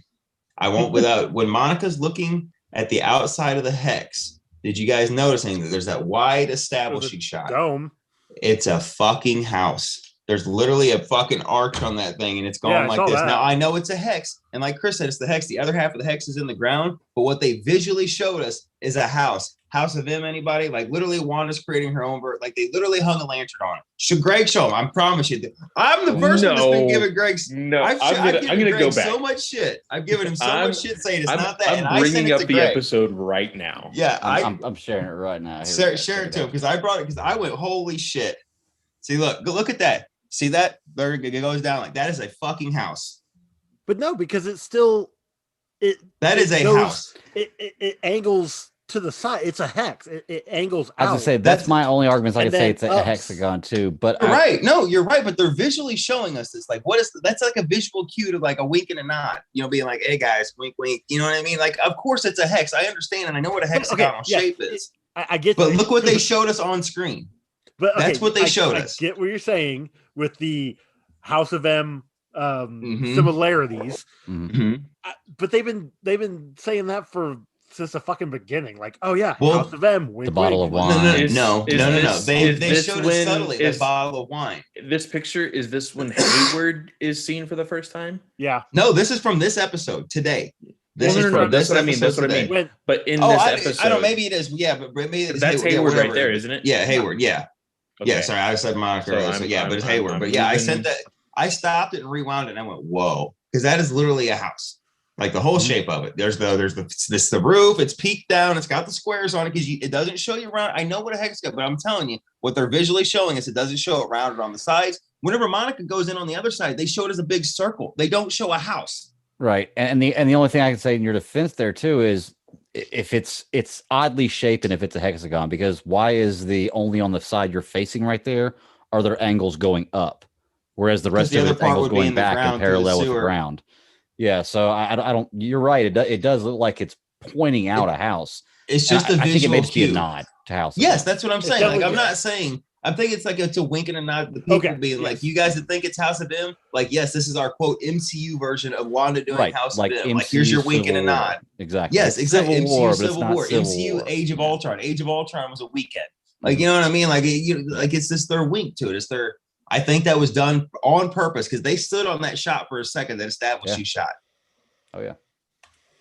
It's a stretch. Maybe I'm wrong. Yeah, maybe I'm wrong. I just thought it was cool. Because I'm looking at it now. And you kind of see it like a few seconds before the shot that you sent. Yeah, I think that's for people going, hey, comic book readers, we got you. This is the MCU's interpretation. Nathan, this is the kind of shit that I've been seeing on TikTok, and I'm just like, God damn it, you need to stop. I want to just watch stupid stuff on TikTok. Yeah. I don't need your WandaVision fucking theories. Make it look famous. One thing I saw on one of the breakdowns that was kind of a fun little wink and nod to the fans. In the carnival scene when Darcy and Vision are walking by, gonna be able to see it. I saw this little booth right here. Yes. Fool the guessers. Fool everybody who is guessing everything left and right. Yeah. So that was fun. That's just I do love all of the Easter The eggs. escape artist, I thought that was kind of cute because she was chained up and then she's the escape artist. But like I said, she walks so, I don't know if it was just unlevel ground or what, but just watch her after she walks away from visual. Watch her walking. She looks so fucking awkward. Like she's never walked in heels before. Or that ground is uneven. Either way, she looked uncomfortable and it was visibly noticeable. I was like, what is happening? Travis Snell said that's a good catch by you, Nathan. Me? I emailed it to him, but he doesn't like to return my emails anymore and stuff. I tried to share with him like 6 hours ago, but he's like, this guy, I got no time for him. I want to say that there was another catch by the by fans. It says here, WandaVision viewers spot possible major X-Men Easter egg. It was in the scene of the circus. Apparently there is a member of the circus that is dressed up like what is her name? Is it Firestar? So she has the red dress. Really? She has the wings that look like flames. Oh, I need to rewatch. Yes, okay. I need to. There's a photo of it right here. I could possibly put it in the chat real quick. No, I'll just send it to you, Nathan, real quick. Okay, that'll work. We can do that. But yeah, if they are teasing X-Men stuff, I think that would be kind of cool. Oh, here you go. I got it right here. Well, like I said, when I saw that little, I think that was literally just like the wine bottle. Like if you knew and you could decipher, it was like the little thing. Like great, I just think that was their wink, and they're like hanging it up there to be like, look, guys, you're right. Like this is our version of this. All right, what do we got here? Yeah, right there. Oh, I see it. I do see it. Yeah. You even go as far as having the X on her belt. Does it really? Yeah, it has like it kind of has like an X shape on her belt. That's pretty cool. I don't know. That could be like a very cursive N. Yeah. Could be. Or a really weird looking H. Not X-Men. Nair started. Nair. Oh. All right. Is there anything else y'all want to point out about WandaVision here? I know we're all excited. Penultimate episode next week about where it's going, and so tons of theories. So me and Snell and Kirkland and Taylor, we all talked about this early this morning. But the stinger, because we still haven't talked about it yet. Oh yeah. What do you guys feel? What do you guys feel about nothing? Evan Peters? Is he good? Is he bad? Is he a lackey? Is he just like something that the writers were just like, hey, let's have fun with this actor and it really not mean anything? Like, what do y'all think? I think he was brought in as a lackey at first, but now that Agatha, and because we see Agatha doing her thing, controlling him, whatever to bring him here, I think it was just to rile up Wanda. And the minute she got the kids, she got what she wanted. She doesn't need him anymore. I think he will be an asset later on. But we saw him use super speed in this. Is there a speed villain that could be teaming up? Like she could have controlled. Like, is there? Because like, or can she just have the ability that she just had? But while she was, we saw him using super speed and stuff before we knew she was controlling him. Before they did the little, it was always mean. They showed her doing a little winkle thing, he was still doing super speed and stuff like that. And I mean, we know that means so does she have the ability? Okay. And you know how Wanda said, I'm not making everybody go to the dentist and all that. So is Agatha the one that's we know she's amplifying her power, but literally so she can make anything. Is she the one that gave Vision super speed in this too? Because we've never seen him use it. Like, is she doing all this or is there a villain with super speed who she kind of like can either take control over or manipulate, because obviously her powers are strong enough that she can literally make this reality that Wanda's doing any way she wants to. Mm-hmm. I'm the one, she made that swan, obviously, and Wanda couldn't do shit to it. So her magic is powerful. Mm-hmm. Like, so that's what I mean, because she just literally creates superpowers. She can't create kids. Well, obviously she needed Wanda for that, but can she create the superpowers while she is taking him over? She just make normal Joe Blow's body run that fast, or is he a super villain speed guy that she like? I'm so curious, because at the end of it, it does seem like he was a part of it all along. But why would she have had to control him? Or is her power just so magnetic she doesn't even have to think about it, and she's got all the shit under control? So he's still, she's already used her purple zippity zap on him, and now he's under her control, and now he's got superpowers until she lets him go. I don't know. Well, maybe with the episode that he shows up in, convincing Wanda to bring somebody back from the dead. Maybe Wanda subconsciously brought back Pietro, and then Agnes quickly hopped in there, took control of him, changed the look. That's a theory. That's a theory. Because I get what you're saying, Nathan. I can't think off the top of my head any other Marvel speedster that is a villain. Like most of the speedsters I know of, and there's still a lot of people. There's still a lot of people that think this is the Quicksilver from the Fox universe. There's that, and so I don't know. But my question is like, how did he get here? Is Agatha the Nexus? The Nexus, and it could be the Nexus. But like I said this in the other podcast, could this be an instance of what Days of Future Past did with Logan, and instead of just moving to the past, they were somehow able to extend his consciousness to another universe? They're not bringing all that baggage in. I would love it too, but there's too many. That's what I'm saying though. That like it's too much baggage. There's too much continuity error and everything. Yeah, that's just my big stretch. Is like that is like a 1 in a million chance that could possibly happen. Because if they're opening the multiverse, cool. But like they're not merging those guys. Like if they're just going to say, hey, look, like we can look through a portal. That's a universe, and then you can look over here and see Spider-Verse, and you can look over here and see X-Men the animated series, or that's cool. And you look through and see the Fantastic Four movies. But we're not merging. Like I said, there's too much baggage. That's too much. Like they might look through the portal and see that stuff, and then all of a sudden, like on our side over here, they kind of do the J. Jonah Jameson thing again, where it's like he's playing the same guy's playing the same character, but it's two different universes version of that character. Like maybe they could even bring Patrick Stewart into this universe and say you're Charles Xavier, but he's not going to be the one from that universe who's done all that shit. It's going to be just the doppelganger, I guess what you would say. Yeah, that's the perfect Charles Xavier. Yeah, you know what I mean. They're not, but I'm saying they're not bringing all that baggage in. And Paul Bettany has said that the cameo or the Luke Skywalker level cameo has not been revealed yet, and it's somebody that he's always wanted to work with. Got to be somebody British, so that's why it's got to be British. All them guys. Hello, I still think it's. I think it's Ian McKellen. I think it's going to be Magneto. I want Michael Fassbender to be the Magneto of this universe, but again, that's still all that baggage. But like, see, Fassbender would work because you can keep him around. Right, McKellen, exactly. You get one son. He's already. But as far as the age gap between Elizabeth Olsen and McKellen, that's more like it's more visually believable, saying, okay, that is her father, instead of like this handsome son of a gun that's probably like only freaking 5 to 10 years older than her, and probably a lot more than that now that I'm thinking about it. You could say he got snapped and he looks 5 years younger than he should. Blipped.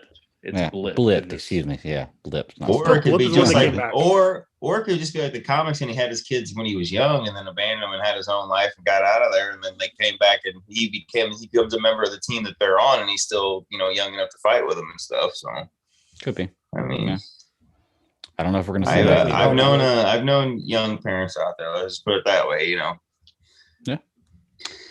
I'm trying to think. Guys, got anything else for WandaVision?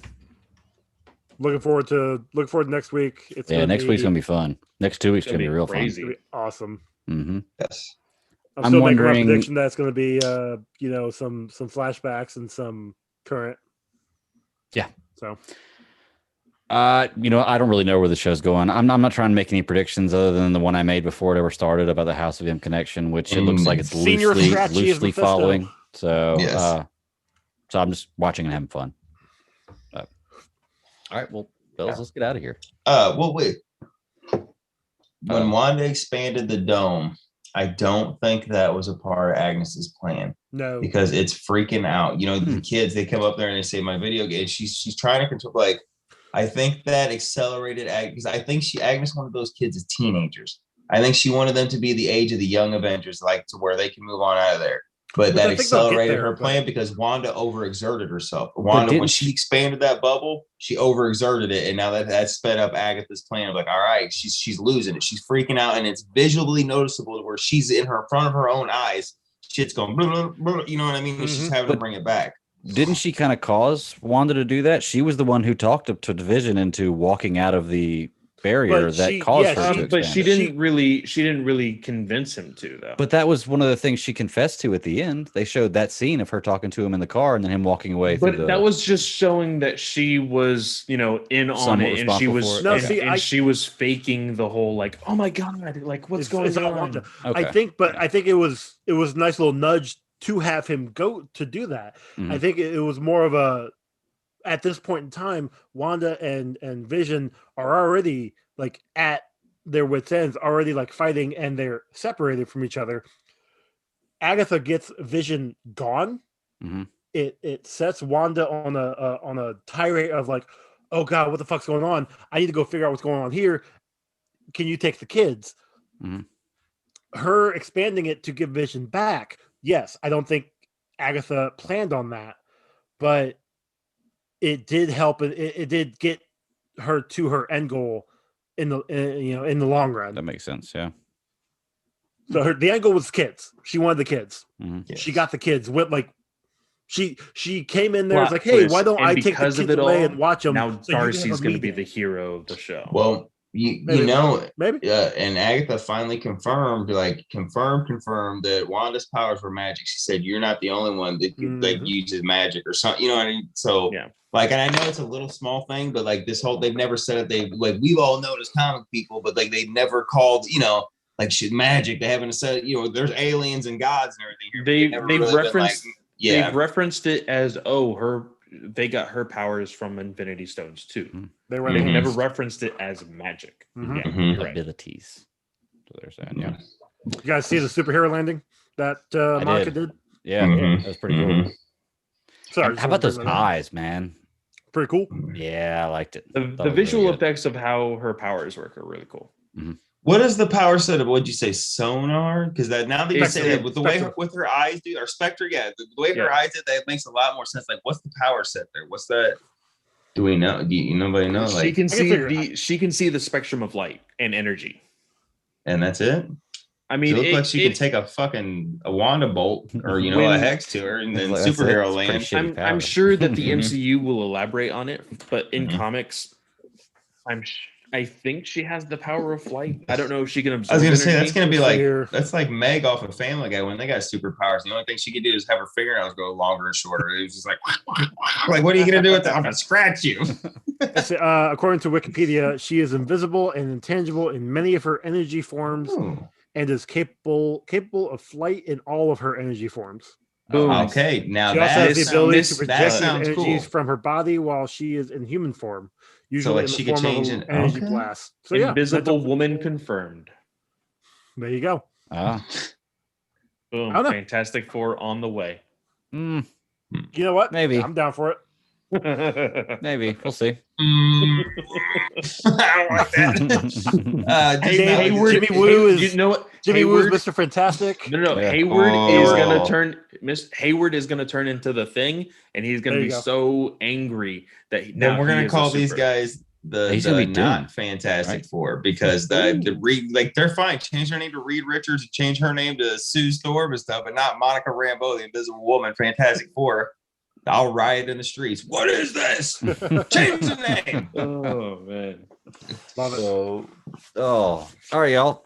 We got anything else? No, I'm looking forward to the next two. Yeah. The penultimate is probably gonna, it's gonna make us go, what? I would hope that's gonna be by the end. Like we're gonna get the real big bad. Like I know Agnes is, but I think we're gonna get who Ralph is. That's my prediction for the next one. So her husband, whether it's his really named Ralph or whatever, her husband will show up in the next one. Right. I just hope they don't Titans it. Oh, they're not gonna do that. Just please don't Titans it. Are we only getting one season? I think this is a one-off. Yeah. Okay. This is a limited series, I do believe. Yeah. Mm-hmm. Okay. Mm-hmm. I can never remember because because she'll be busy in Doctor Strange too, because she's an active member of the cast. She's and that's why I didn't think we were going to get a second season, but they never actually officially came out and said no to a second season. So, well, and maybe something they leave open where maybe in Exactly. between movies They they come want to back. do another season. Like we can explain this during these two movies, and they may just do something. It's possible. It might be a little harder. I mean, yes, you definitely do. WandaVision from Nexus. Wanda being in an insane asylum. Oh, stop it! Avengers Disassembled. Yeah, that's the fifth movie. That's a great comment. That's a great comment. So good. That's a great comment. So good. Yeah. All right, fellas. Well, let's get out of here, man. We're excited for everything next week. I know we'll come back with next week. Next week is King of the Monsters is the movie review, and then whatever news comes out between now and then. So fun stuff. Come check us out. But until then, Nathan, where can they find you at, buddy? Right here on Friday nights and every other Saturday morning on the Geekverse YouTube channel as Katie and I do Star Wars Alliance at 10 Eastern and I think 9 my time, whatever. Either way, it's 10 Katie time and Greg time and then 9 my time. You guys are doing episode 5 this weekend, correct? I think so, and thank you for reminding me. I need to give it a rewatch. I'm gonna be there. I'm definitely gonna be in the chat room. If I'm up, I may try to join y'all if y'all are. I mean, that's like the easy. I could recite Star that Wars one without movie watching. Ever. Yeah, I'm just gonna watch it just because it's a great movie. But I could go in that thing blind. It's the take on the movie that your podcasting partner's take on the movie that I'm interested to talk about. I know because she hates it. Basically, it's spoiler alert. It's one of her least favorite. So we're are you be there to listen? I've never heard why. We've never actually had this conversation. No, but we had the rankings, and she put it in there in the rankings. Yes, and we were all kind of shocked and like I said, even Katie. I'm going to be in that chat room. I'm going to be in that chat room. So if I wasn't already recording, I would totally be there. Yeah, so we're gonna have a good question, but I'm glad you said reminding me. I could go in there blind because I know the movie so well, but who doesn't want to watch? Well, Katie obviously doesn't want to watch Empire, but right. But yeah. Well, it's still Star Wars, you know. It's still good. Watch It's it, even the worst Star Wars. Is well, still, I mean, still good, so. Bless her heart, she loves Solo, hates Empire. Like we know she's a little off, and we love her anyway. Just you know, Katie, you're still one of you. We still love you anyway. Katie told me she'd never seen Coneheads, Tommy Boy, Super Troopers, or Grandma's Boy the other day, and I was like, I know what I'm doing for Slice of Film for the next little bit. Yeah. Oh man.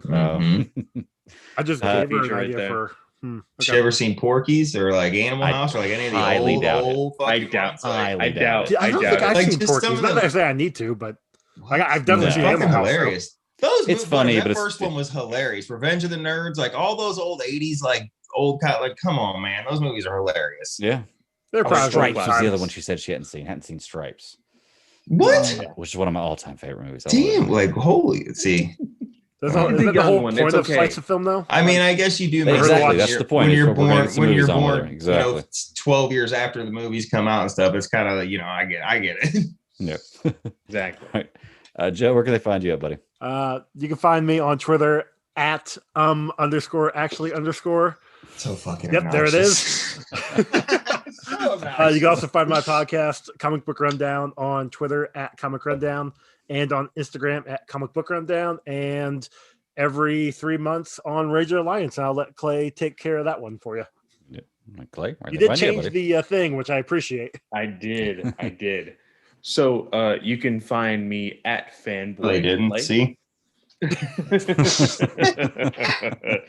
you can find me at you can find me at Fanboy Clay on Twitter and on Instagram and on TikTok.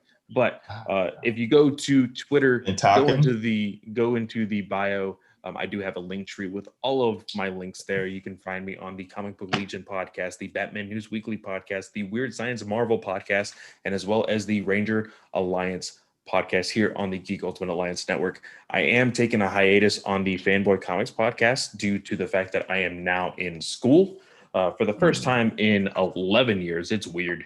It's weird. What do you want to do when you grow up? I am going in for audio engineering. So good for you, man. Good for you. Yeah. The big goal is to make audio dramas, comic book audio dramas. Got your first voiceover guy right here. So I work cheap. I work cheap, like as in free until we make money. Last year, in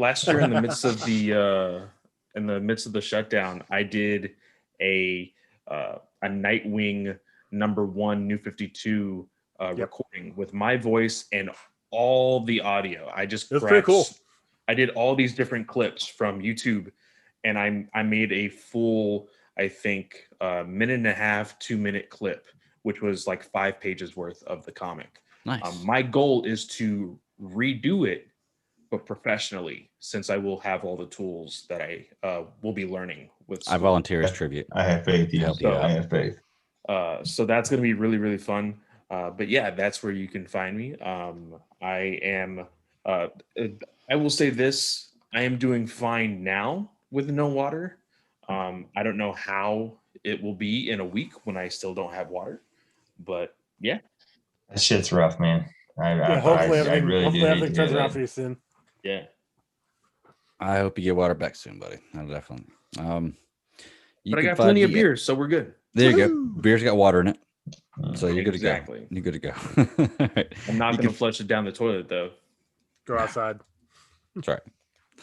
You can find me at the BatDaddy52 on Twitter. It's my personal handle. Check me out on Super Civil Servants podcast, Superhero Discussions, DC Alliance podcast, Batman You Can Believe Me, C3 Panthers podcast, and then I like to guest on a lot of different stuff a lot of times. So you can find me all over the place. Most of those shows are on this network or on the Patreon feed for this network. So check it out, fellas.